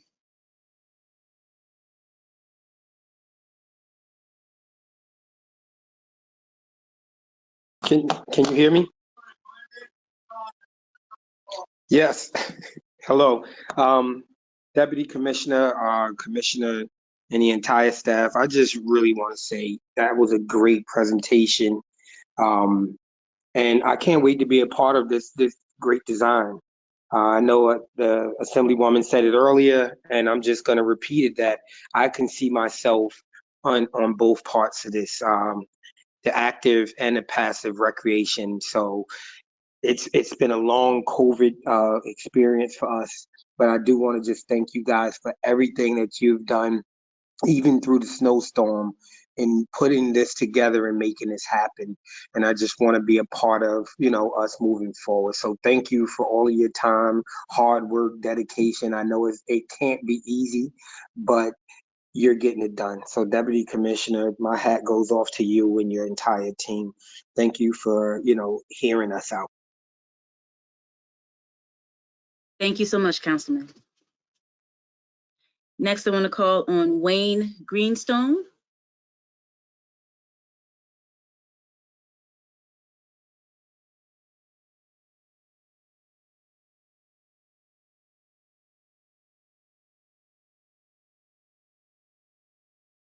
Can you hear me? Yes, we can. Thank you. Deputy Commissioner Glenn, I want to thank you very much for the chance to speak tonight and for the terrific presentation that the staff made, and also your openness to hear and consider all the voices that need to be heard. I'm the former chair of the New Jersey Audubon Society, although I'm speaking here tonight as a private citizen who's visited Liberty State Park for over 40 years, since I remember people living out in the marsh in boats, kind of just hanging out there because there was nothing else out there.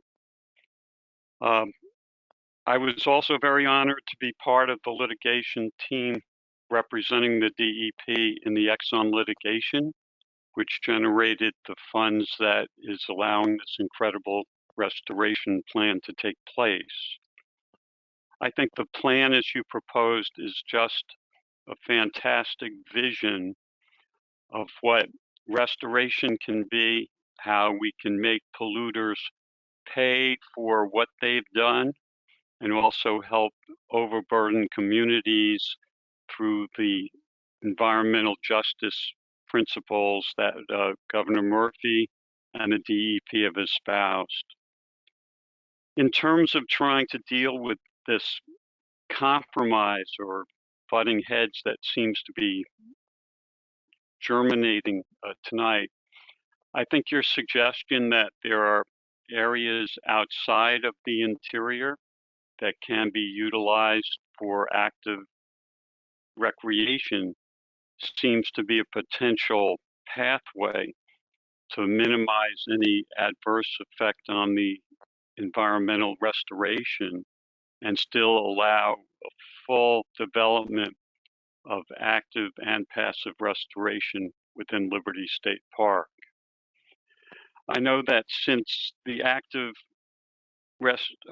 recreation piece of this can't be funded through the restoration monies, which have to be dedicated to restoration, I would suggest considering what's done at many other state parks and forests, and that is having a 2 or even a 3-tiered payment system for out-of-state visitors to the park paying a full fare, New Jersey residents a lower amount, and residents of Jersey City having no entrance fee into the park.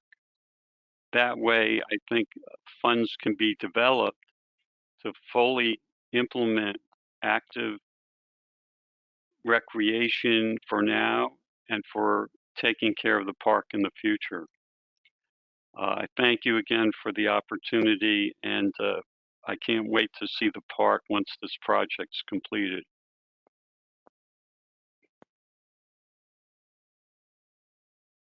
Thank you so much. So at the moment, we're going to jump back to taking a couple questions from the chat.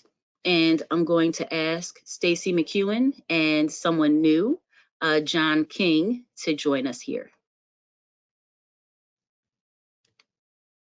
Okay, there's Stacy, and John will join us in a moment. And Stacy, let me find that question for you. We've been getting lots of good questions, and I'm really trying to work to keep track of them here. So please be patient with me. I'm scrolling up. Okay. So this question for you, Stacy, is from Yuvraj Ramsewak, and I apologize if I did not pronounce your name correctly. What percent of the new trails will be paved? I think all of the trails should be unpaved but groomed, since it could provide a more natural experience. So Stacy, can you answer that for us? Yes, we don't have an exact number of the percent of trails right now. We're at the 30% design stage, so we're still figuring out the details of the construction materials and the nature of the trails. But for the 30% design, what we had in mind is some primary trails that would cut through the park and be paved and more accessible and allow for vehicular access in the case of emergencies. And then also some nature trails that would be made up of a stone aggregate material.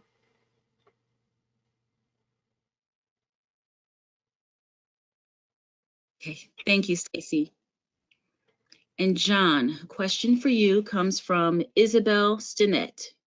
It will be especially important to have a large underpass under Freedom Way that will allow aquatic and terrestrial connectivity. Do you have plans for that bridge yet? Yes, thank you for the question. Like Stacy said, we are at the 30% design, but the Freedom Way crossing underpass will be sized appropriately for both for fish and biota passage and usage.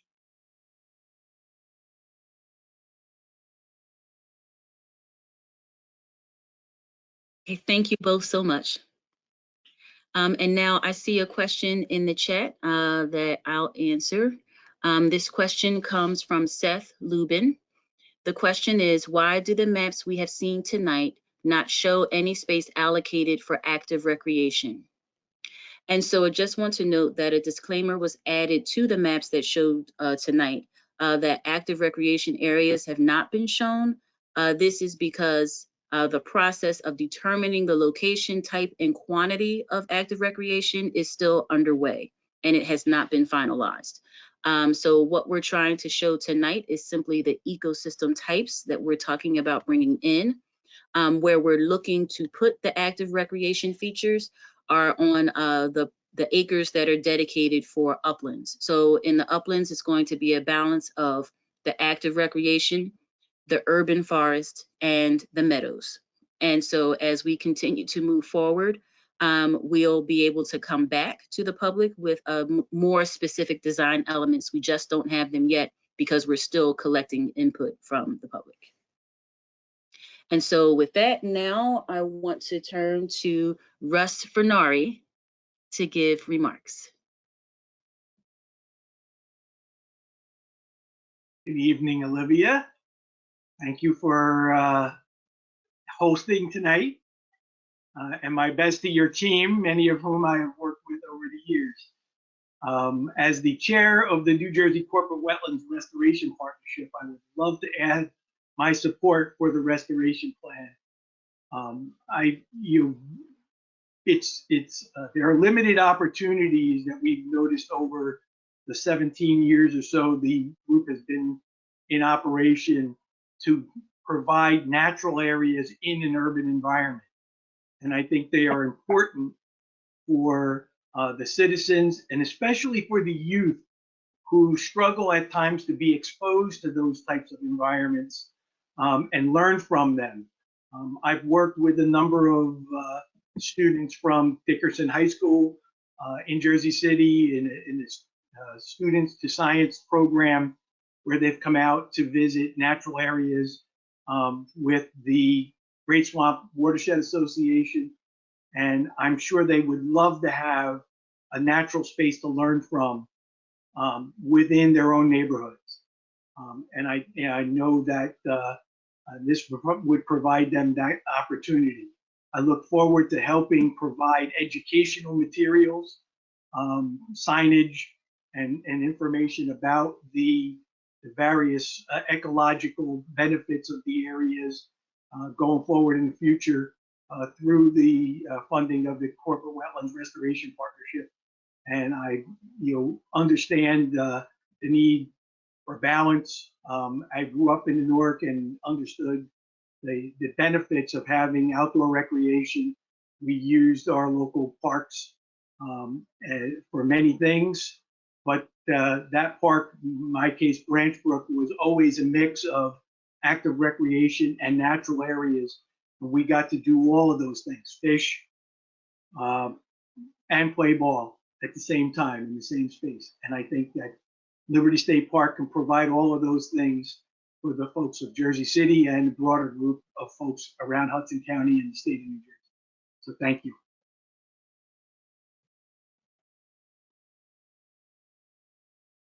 Thank you so much, Russ. Next, I want to call Colin Egan. Hello, is that, is this thing on, as they say? Hello? Yes. Yes, we can hear you. Thank you. About the subject of tonight, the ecological restoration, I have to say that I was extraordinarily impressed with the plans, the thinking, the goals, the care that we heard about tonight. I'm a lifelong resident of Hudson County, Union City for about half my life, and Jersey City now. Since then, I've watched the park since before it existed, actually, since it opened. And I'm aware of the local history of our waterfront and topography. And as I was listening this evening, I couldn't help but be so thrilled at what is being talked about is literally reversing about 150 years where the waterfront was urbanized, mechanized, polluted, and literally alienated from nature and the people. So I applaud the plan. It is frankly better even than I expected. I do also want to take a moment. I have to say, in listening tonight, I was really appalled at a number of the vitriolic attacks against Sam Peasant. And though Sam doesn't need the likes of me to defend him, I do need to say a couple of things. Number one, I don't understand that the implication that somehow Sam is getting in the way of or undermining the work of his late father, Morris, and of the 1977 master plan for the park. Quite the opposite, actually. Since Morris Peasant died and Sam became active, he and Friends of Liberty Park have had to face down so many ideas to commercialize, privatize, and take the park away from benefiting everyone, the community, local Jersey City, the state. Such things as doll museums, golf courses, hotels, boutique stores, and shopping, even housing. What Sam did and what Friends of Liberty Park did was to keep the park onto the master plan. If there's concern that the park has not gone further along down the road of the master plan, you shouldn't be looking to Sam. You have to look at the funding sources that weren't there or the will that wasn't there in past Trenton administrations. Now, Sam hasn't done this alone by any means. Friends of Liberty Park has had supporters and activists from New Jersey, from across the state, and of course, Jersey City and the community. But Sam's been the necessary catalyst, the leader. And what was launched at him today is usually launched for political purposes, which makes you wonder what the real motives of it were. In any event, I would just want to say that as a resident of Jersey City, Sam is one of the people who does speak for me and the concerns that Liberty Park serve the entire community. And I also want to thank the DEP for this process and for the excellent plans we heard tonight. And I have one question. Someone raised the subject of funding sources. What are likely funding sources for the active recreation facilities that the master plan and Friends of Liberty Park and we all hope to see put into Liberty Park? And thank you again. Thank you for your remarks. And to answer your question, I am going to have Assistant Commissioner Ray Bukowski join us.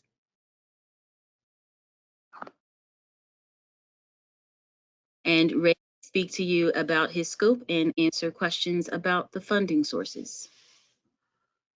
Good evening, everyone. And Olivia, thanks for having me in the conversation. I think there were a couple of questions embedded there. So first of all, I'm really happy to hear all of the more wide conversations about ecology and the mention of the Division of Fish and Wildlife and our endangered and non-game species folks. There were some questions even in the chat about osprey towers. One already exists in Liberty, just so you're aware. And also that we will be working with endangered and non-game species as some of our partners to install more as it becomes more appropriate. In terms of funding sources, there was a question about whether or not we would need to have legislation to begin this project. We do not. We can begin the restoration project through this, as has been discussed many times, the natural resource damage funds that have been received through the settlement of the suits mentioned in the past. In terms of the active recreation development, we will be looking at capital funding that we have that is appropriated to us through the legislature, and prioritizing and staging and a plan to develop that over the course of time, as Deputy Commissioner Glenn keeps reiterating, as we get through this process and balance all this input so that we have a very well-informed plan to roll forward. Is there anything else?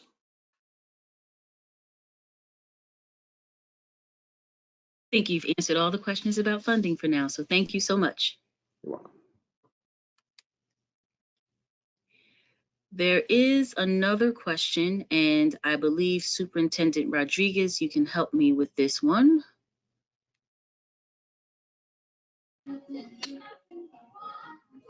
Let's see here. The question had to do with, is there going to be a visitor center or other educational facility? We are very fortunate at Liberty State Park to have the Nature Center already existing.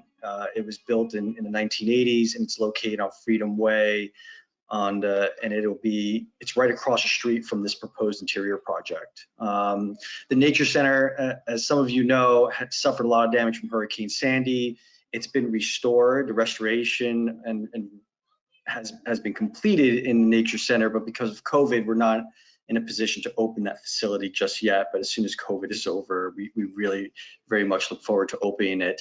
We have 2 full-time environmental educators that work out of that facility, plus a host of part-time educators that help us engage and have impact to the public, especially youth, and teaching them about environmental education. So this interior restoration project that we've been talking about tonight is an expansion of our outdoor classroom.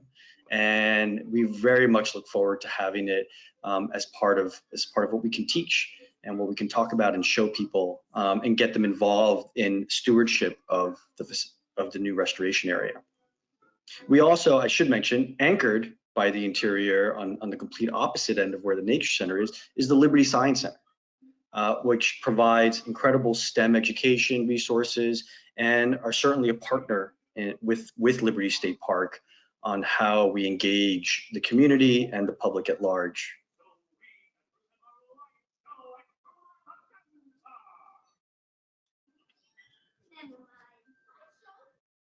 Thank you so much.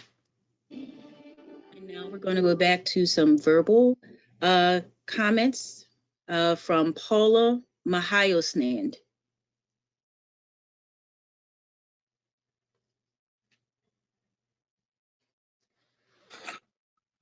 Thank you, Commissioner.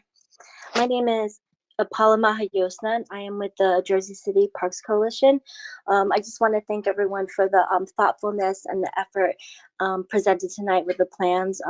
I am excited to see the restoration process and the community engagement. I'm just going to read what I read last time at the previous meeting. On behalf of the Jersey City Parks Coalition, we are attending to show our support. We are a nonprofit organization founded in 2005. The mission of the JCPC is to empower residents to develop, renovate, use, and maintain the community parks and public spaces.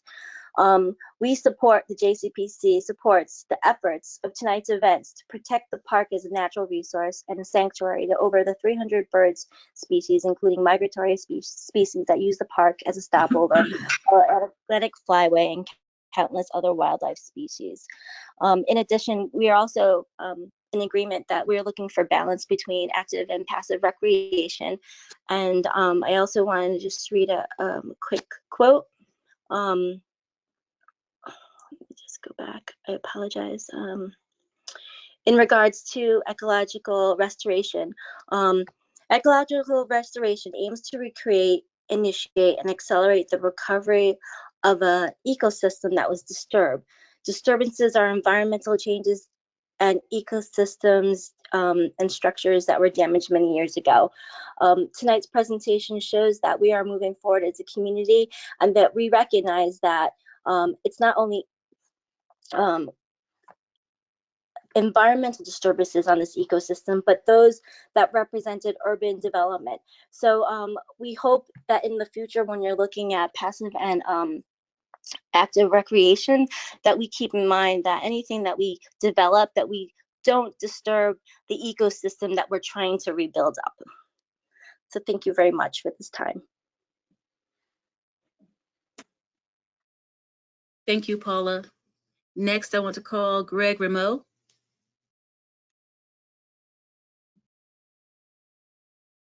Hi, Olivia. Hi, everybody. I'm Greg Rameau, New York, New Jersey Baykeeper.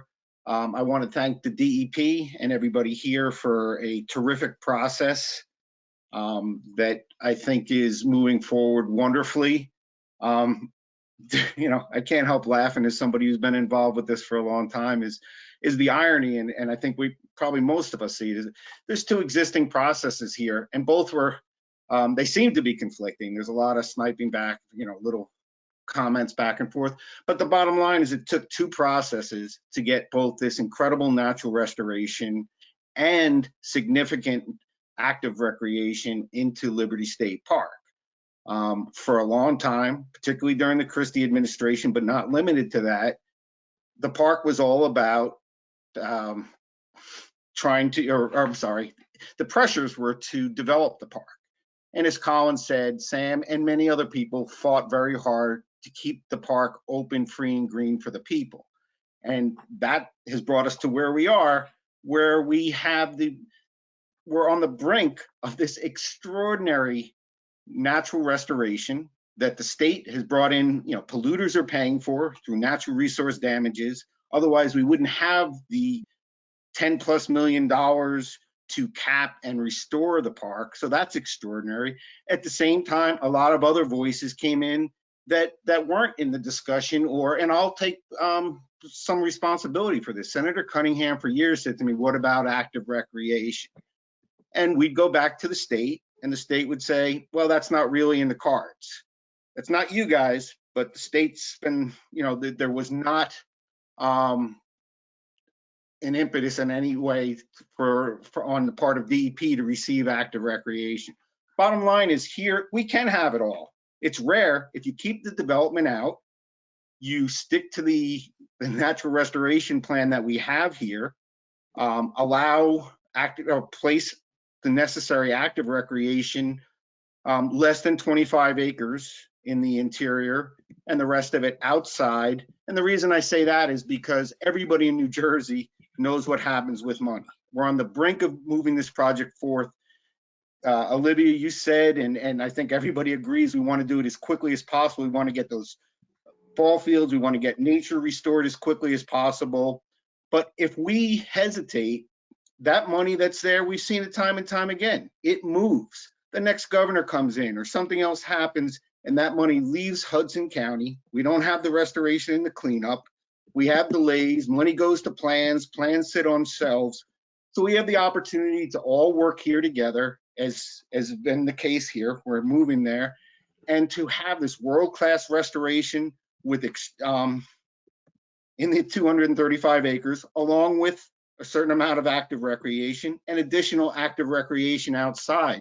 So from where I sit, I think this is extraordinary and we're headed in the right way. And I want to just make sure that we keep moving down this path and it doesn't die like a lot of other plans do because we didn't act when the time was right. And I don't think you'll let that happen, but I get worried about that. And even you, Olivia, and the great team at DP, there's forces greater than you are.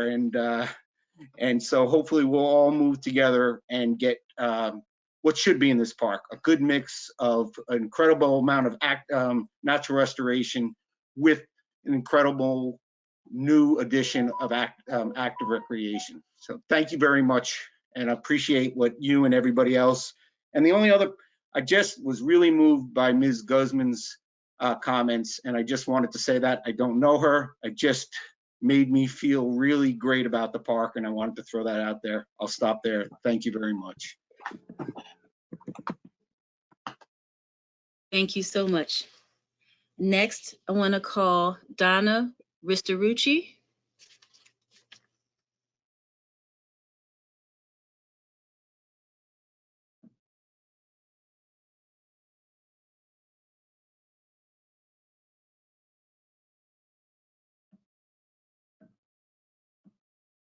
Hey, Donna, you're self-muted, so unmute yourself.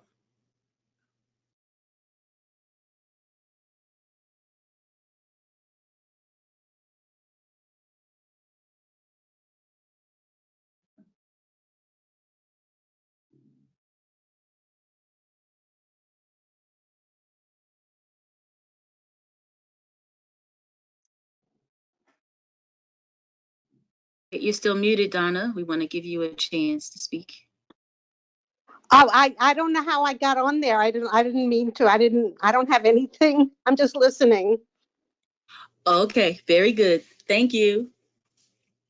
So next, I'll call Jim Legay.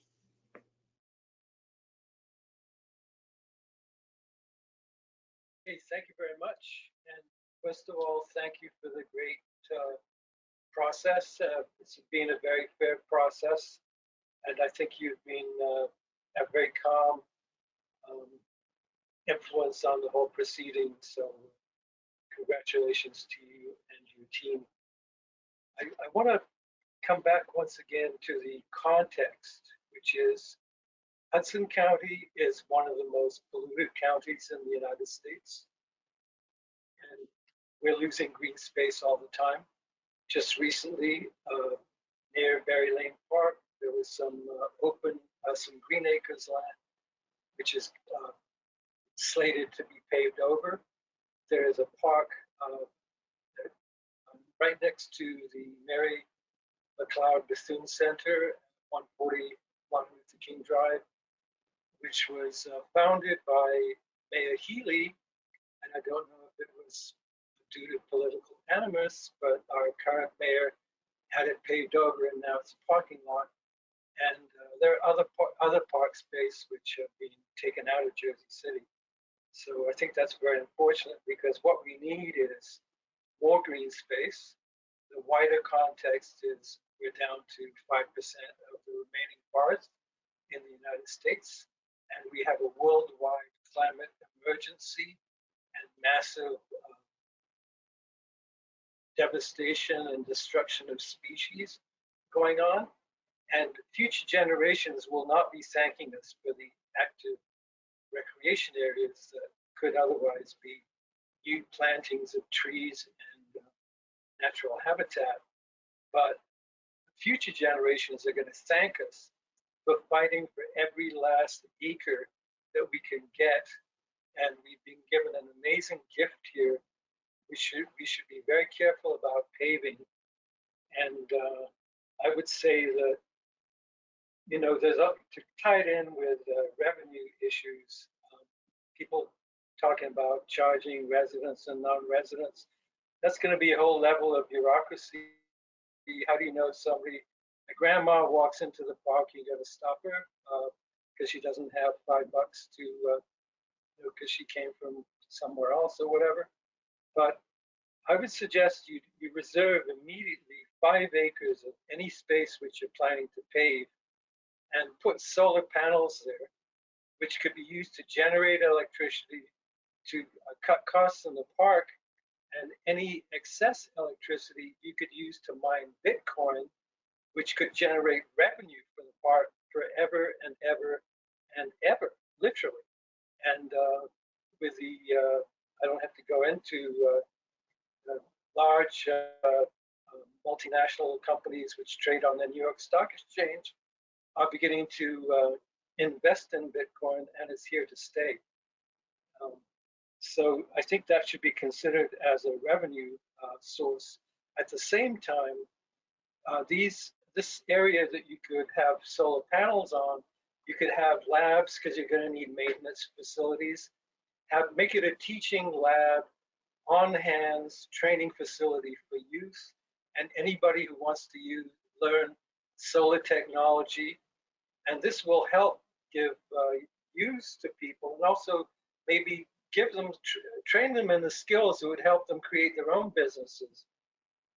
And this is tying back to what one gentleman was saying about the shooting going on. And, you know, to me, this means that, you know, if it's drug related, this is about revenue creation. You know, these are kids who don't have the skills to get regular jobs. So maybe that's why they're dealing drugs.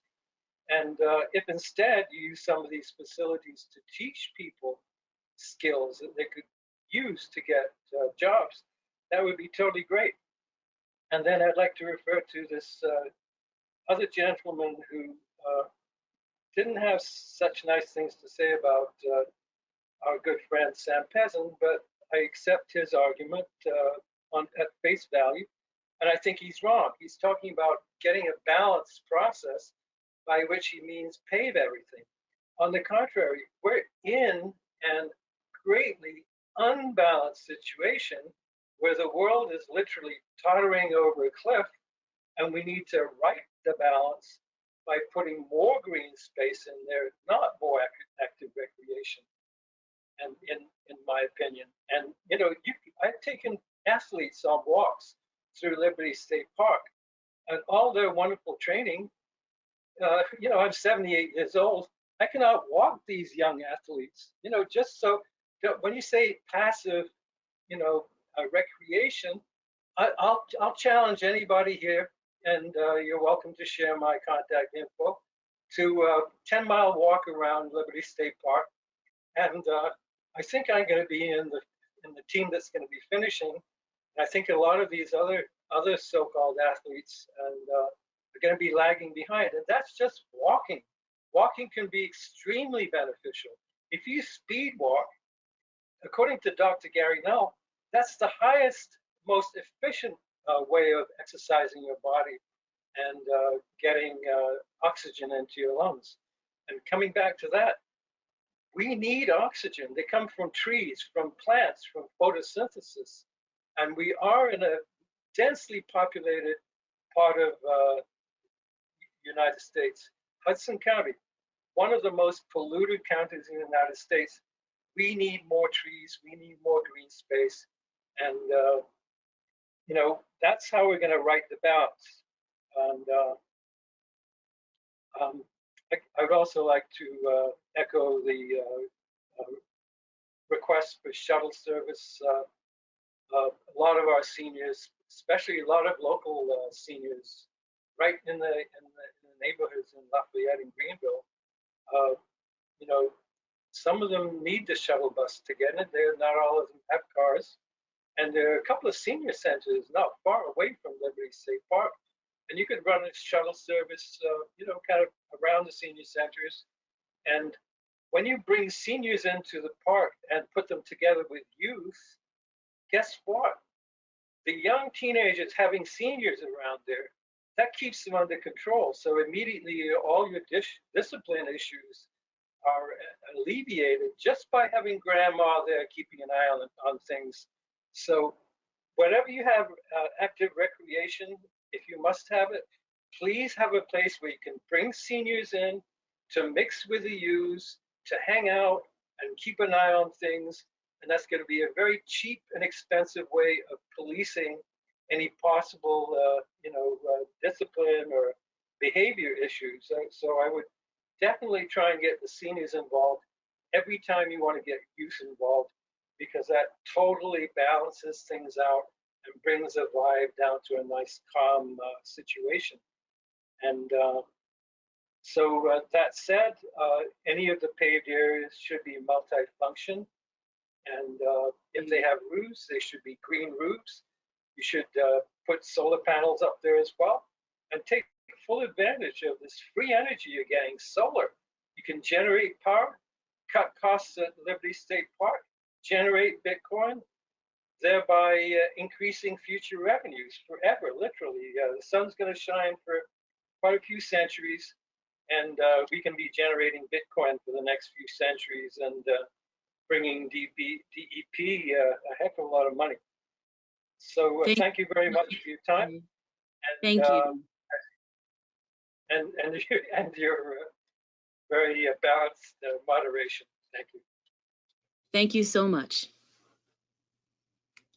And so we have two questions that came in through the chat, and this is actually both of these questions are questions that have been asked several times. So I don't have a specific name here to go with these two questions. But John King and Stacy McEwen, if you could join me for these two questions, that would be great. Okay. The first question is, during remediation, will mature trees be saved? How much of the current foliage will be removed, and how much or what amount of topsoil will be used to cap the area? And John, I think you can answer this question. Sure, thank you. A majority of the existing vegetation will be removed as part of the remediation of the site. Some mature trees will be preserved. Some will be preserved in place, and there's been discussion of actually relocating some other mature trees. With regards to the amount of topsoil that will be used to cap the site, as we've discussed previously, we're going to have a 1-foot cap of clean fill on the entire site. And right now, that's going to equate to about 500,000 cubic yards of clean fill.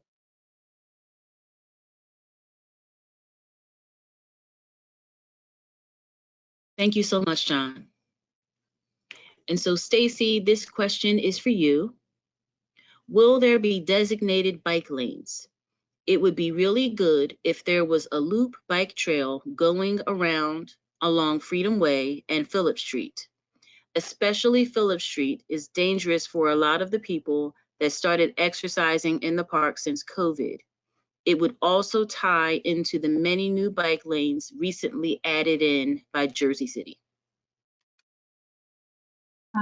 Okay, well, Phillip Street is controlled by the city, so that is not, Liberty State Park can't put the bike lane in that location, but we're happy to coordinate with the city on that. But we can also, what we're planning are the paths through the park, and they're designed to be multi-use. And then we're also planning some sidewalks along Freedom Way and Phillip Street.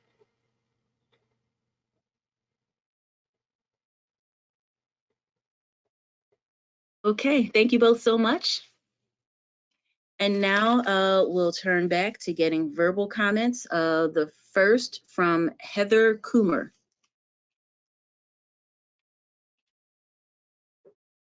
Hi, it's Heather. Can you hear me? Yes, we can. Okay, great.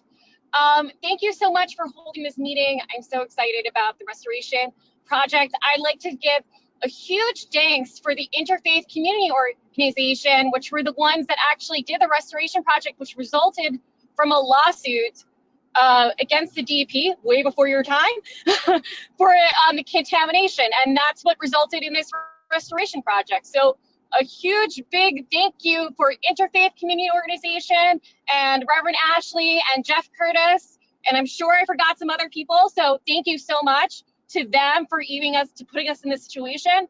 Thank you for everybody else that, you know, the long history of the master plan for DEP, for getting involved and even having these meetings right now. I'm so grateful that this is being done. My background, for people that don't know me, worked for Jersey City Redevelopment Agency for 5.5 years, working primarily with the Berry Lane Park project, doing all the community meetings, including at a skate park and stuff, the grant funding. So I totally understand of how you need to try to get everybody's needs all met into one space. Luckily, this is like 250 acres instead of 17 acres they were working with. What I'm asking for is I am concerned a little bit about the 1 foot clean fill, mainly because of Berry Lane Park having required to have 2 feet of clean fill, and I know that people are still not happy about that at all.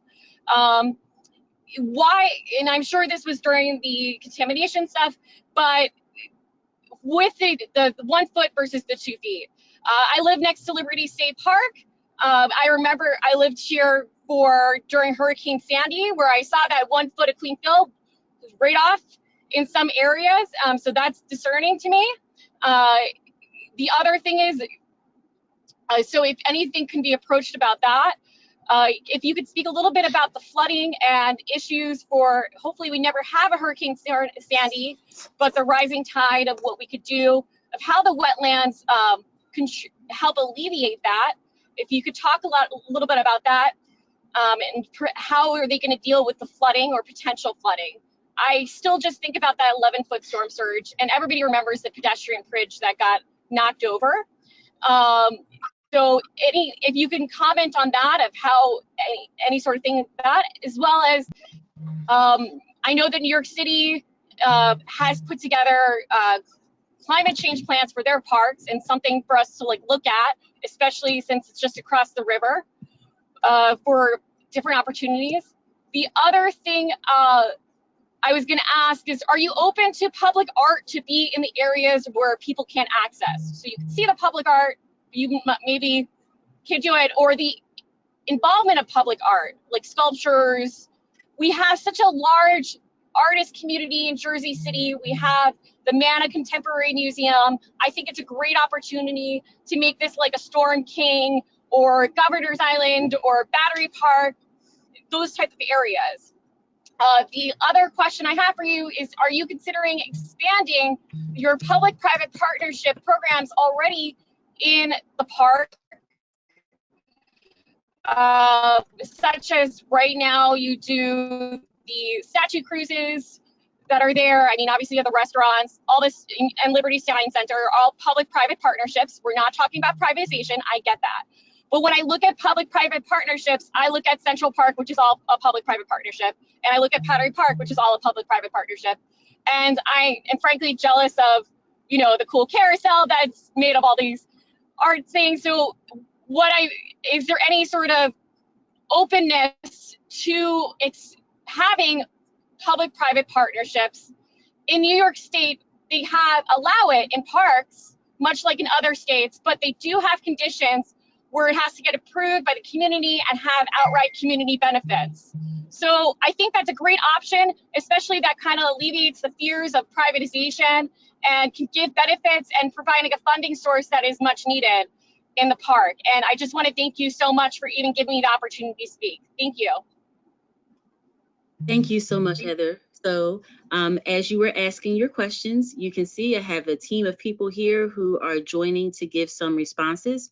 So first, with regard to the questions you were asking about site remediation and the thickness of the cap, momentarily, I'm going to turn it over to Dave Hames.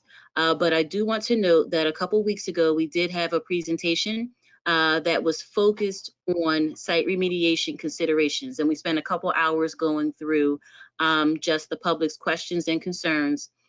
So we can certainly make sure that we get that information to you so that you are able to see that recording. So if one of the staff who are working in the background can drop into the chat that all of the public can see, a link where the recording to those past meetings can be made available.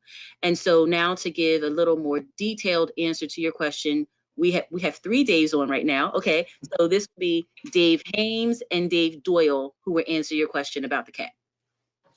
So hi, my name is David Hames. I'm the director in the site remediation program. And as Olivia said, when we did the remediation aspects of this whole project, the 1 foot cap is very adequate. Historically, many years ago, when we were first doing caps, they were thicker, they were up to 2 feet. And over 20, 30 years of doing these cappings, we've come to learn that you don't need that much to be protective. The contamination that is found at the park is found in other areas of the state. can't remember the number exactly. I believe we have approximately 1,700 sites where we've put on caps. The vast majority of them actually are of about a 1 foot thickness. So we are not concerned from a protectiveness scenario that this cap won't be sufficient. It should be more than sufficient. I'll let David Doyle pick up the rest of this in terms of some of the other contamination that is present in this area of the park. Thank you. Yes, your reference to the Berry Lane Park, that's somewhat of a different scenario. That was more of an industrial area than the Liberty State Park. The contamination that we're finding at Liberty State Park is very typical of what we would expect in what we call historic fill. And as you can imagine, that's from the industrial nature of the whole city. So that would be coal ash and other debris that was used to make land there. At Berry Lane Park, there was a fair amount of chromium, hexavalent chromium, that had to be removed.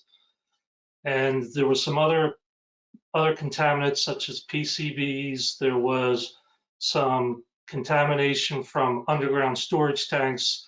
So that was the chromium was removed under a court case, but the rest of the contamination was handled under what we call a licensed site remediation professional. And the determination there was based on the contamination that a 2 foot soil cap would be appropriate.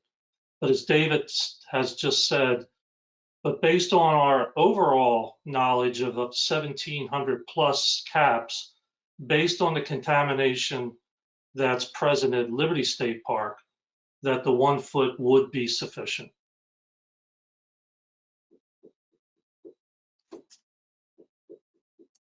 Thank you so much, Dave Hames and Dave Doyle. The next question that Heather raised was about flooding considerations. So Dave Bean, if you could fill in there, that would be great. Sure. Thank you, Olivia.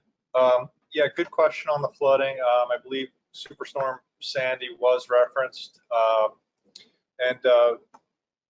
You know, Rob, maybe you can validate this, but my understanding is Superstorm Sandy did not have a big negative effect on the 1 foot cap that exists outside in the Green Park right now. So, you know, in a lot of places, I do know that Superstorm Sandy was actually a depositional event as opposed to a scouring event. You know, if we can look at that storm as I don't know if it's the worst case scenario, but it's certainly a severe situation. And we know that outside of the park interior, they have a 1 foot cap, and it was able to withstand that storm event. That gives us some pretty solid comfort in proceeding that same way again with the park interior. In terms of other flood protections from wetlands, we are going to have a fairly large freshwater wetland complex, and again that can provide flood storage for stormwater runoff from a rain event. Superstorm Sandy was a tidal event, and you know, again, coastal wetlands do have some ability to attenuate storm surge. And again, we're going to be providing flood storage with the freshwater wetlands, and then we'll have that 50-acre tidal marsh that's going to be installed off of the North Cove there in the park interior. So that may attenuate to some degree a storm surge in this area. So I believe that's about it. Thank you. Thank you, Dave. And then Rob Rodriguez, Heather raised a couple questions about art as well as public-private partnerships. So on art specifically, I think Liberty State Park has always been open to art, and as someone who appreciates the arts, I've always sought art for Liberty State Park, public art, whether it's exhibit space within our facilities, indoor or outdoor, and we've worked with different community partners and artists to try to develop those, and sometimes we're successful in that, sometimes we're not. Actually, in Morris Canal Park, which is located in a Paul's Hook section of Liberty State Park. We just approved a proposal working with the Exchange Place Alliance to repaint some of the masonry that's in that park. That's all going to be funded through the Exchange Place Alliance and supported by an artist. You might know in the industrial area of near Liberty State Park, right next to the interior along Phillips and Burma Drive, there's an old, it looks like a water tower. We were successful for the 40th birthday of Liberty State Park to get a giant mural painted on that. And that was a really great partnership with Jersey City, the DPW, their public art program, as well as the Friends of Liberty State Park to support that. So of course, we're always open to art in parks. And I think parks are great places for that. In terms of partnerships, all parks survive on partnerships. It's impossible for a public park not to have partnerships. And we have you mentioned some great examples in the park, whether it's the marina or the ferry service to the Statue of Liberty in Ellis Island. But we also have partnerships with some great nonprofit groups and volunteer groups because they're critical components to us maintaining the park for everyone. And so I think we continue to work on partnerships moving forward with the interior design and with the whole park, as well as start looking at concession agreements, whether it be for food or for bicycles or for other things, as we continue to develop the interior and the rest of the park so that it's usable for everyone. I hope that answers the question.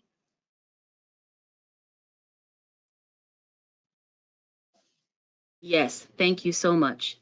And I will also note that we did drop a link to those past public meetings in the chat. So if you want to take a deeper look at some of the things that were raised in the other sessions, whether it was the initial one, site remediation, or the active recreation, those are all still available for your perusal. And in terms of verbal comments, next we have Steve Lipsky. Good evening, Assistant Commissioner Glenn, and it's an honor to be part of this conversation. I've been attending each of the meetings, and I have to say that, to your point, I think that you and your staff have conducted them excellently, very professionally, very thoroughly, and I'm optimistic that the end result will be reflective of a compromised and maybe a compromised, but not compromised, good product. And if the Ethel Pessin footbridge restoration and conversion is a foretaste of what's to come, I'm optimistic. So having said that, I was born and raised in Jersey City, and I've been going to Liberty State Park since the late 70s when Father Tom Olson used to take me down there to hear people like Morris Pessin, Audrey Zaptry, Owen Grundy, Ted Conrad, and then later in the 80s, Senator Tom Cowan, and advocating for the park. Since then until now, at least in the past 8 years, my running group runs in that park every single day.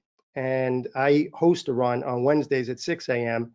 And I could tell you it's a refresher in a inner city to be able to go to a place that is ecologically sound. It's very safe. It's very protective. And I'll use this as an anecdote of why I think a compromise or a balance is great. When I go along Freedom Way, going south along, and I come to the Interpretive Center, sometimes I'll take some of the runners behind the Interpretive Center or walk along the estuary. Many of them have never gone there, and are totally amazed. And then we come out on the other side, we're on the walkway, and we're overlooking Governor's Island, Statue of Liberty, New York. These are views that are priceless. So I'll say that as a way of saying compromise. And I think that if it's designed well, that people will appreciate the ecology and the recreation piece. One thing I haven't heard too much about is tourism. We do know that Liberty State Park attracts internationally. In fact, when we had our first 10K last year, the Everybody's 10K in Liberty State Park with the great help of Rob Rodriguez and his great staff. We had people from the UN, people from Germany running this 10K. About 4 million people a year come to Liberty State Park. So if we keep talking about the dynamics between local community, and certainly I think that's very important. I think equally, Jersey City is an international point for people to come and see, whether it's the Black Tom where the Black Tom explosion had, or the Rappaport statue down at the base by Rob's office, and where the flags are, which shows a soldier liberating a World War II prisoner from a concentration camp. I think if we talked about some of the signage, certainly in terms of the ecology, the bird signs are a little damaged and could be upgraded. They're very informative. And I think when these new plants and trees come in, if we could put good signage. Lastly, let me say this. I've known Sam Passin for about 40 plus years. I knew his father, I knew his mom. Sam has been there, is there. And whatever you may want to agree or disagree with Sam, I don't think impugning his reputation helps, because this is a person who throughout, whether it was Formula One racetracks, casinos, whatever, Sam's hosted barbecues. He's been there planting. He's been at many of the concerts that have been there in the summer times. He's always available by phone call if you need any type of resource. And I think that the conversation is critical. And I think, Madam Assistant Director, you're doing an excellent job. And based on what you're doing, I'm most confident that, again, the end result will be great. Thank you very much.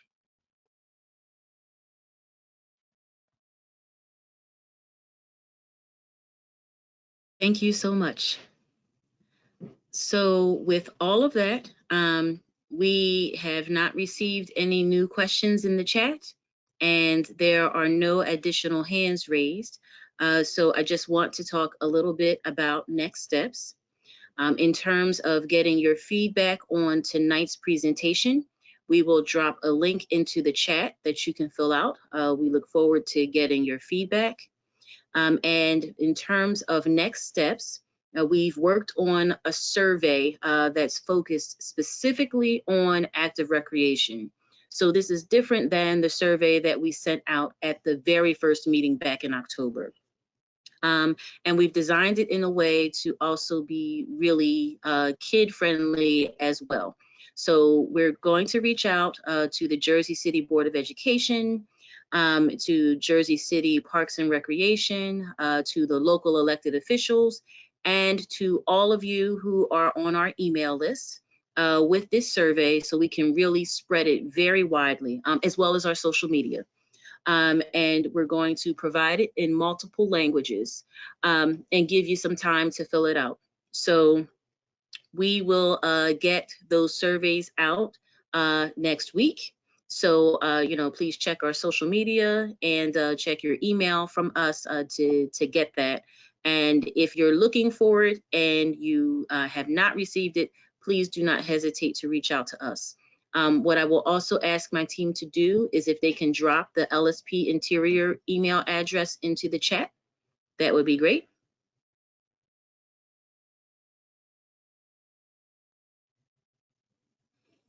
Okay, I see that there are a few hands that are raised.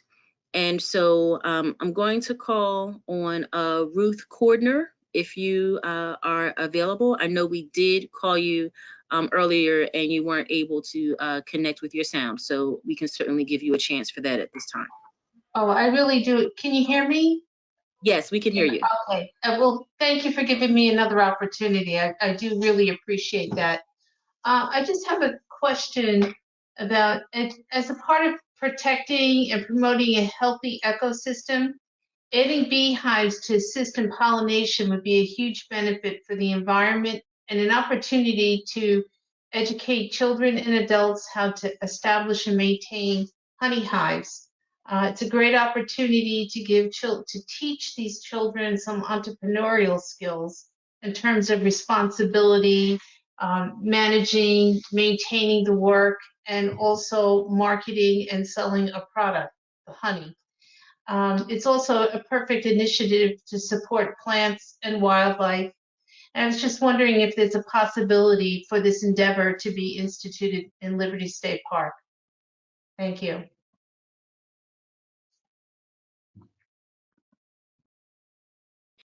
Thank you for that. I would say at this point, it's possibly something we could consider, but we will deliberate that with the superintendent of the park as well as our Division of Fish and Wildlife to make sure that if we do consider that it's well informed in how we take that on.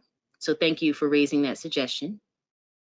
And then I see that Barbara Gombach, you have your hand raised. Hi, I'm sitting at a conference with the remote conference with my wife, Barbara. And I had a question, which I actually made in the chat, which had to do with the remediation of the site and whether responsible parties would be sought out and made to pay for the cleanup of the site so you could do the restoration. I think you've answered that question by discussing the Exxon consent order. And I'm an attorney who worked for EPA for 8.5 years. And I worked on Superfund cases. And then they segued into brownfields. And I think a gentleman by name Hames or Jane, I can't remember his name, he has a mustache. I've seen him at RBD conferences, which I've attended. I was on the Citizens Advisory Committee for Hoboken's Hudson River cleanup and the rebuild by design. But I wanted to ask about the level of cleanup that's going to be done if it is a brownfields approach that's being taken, because from the very beginning, I've always been against a brownfields approach. It does not clean up a site vertically and horizontally like the Superfund requirements are. And it seems to me, from what I can see, there's going to be a paving over, impermeable cover, and I still don't know that that's going to protect the use that's going to be attributable to this site, which is what least brownfields has to do. So that's my question. Yeah, thank you so much for your question. And I've had Dave Haynes. He's going to answer it for us. Thank you. Again, the way the laws in New Jersey are written, we are allowed to, we prefer permanent remedies where everything is removed, but the law outright states we cannot demand that those types of remedies be implemented. And again, in the situation at Liberty State Park, we are firmly convinced and again allowed by the law to do this remedy of capping of the historic fill that is present. As I had said earlier, the concentrations of the contaminants that we're seeing here are no different than what we see for these same contaminants in other areas of the state where we allow for the capping. And again, it's an accepted remedy. It's what is in the law referred to as a presumptive remedy. It would be the responsibility of this department to determine why the remedy is not acceptable. And again, in this situation, we do find the remedy acceptable. We don't find a reason to say it is unacceptable. That's it. Thank you.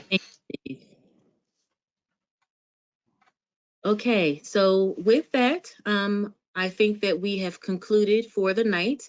I do want to ask the full DEP team if you will turn your cameras on, because I would like everyone in the public who is here to see the teamwork that it takes to pull off a meeting like this. So I'm grateful for the expertise and dedication of each and every one of these employees who are here on the call. And we thank each and every one of you for coming up, participating in these meetings, for being really invested in a space that is deeply meaningful to you. And I know that from all this collaboration, from hearing from our stakeholders locally and the committed team that we have internally, that we're going to end up with a remarkable product. So thank you so much, everyone. Take care.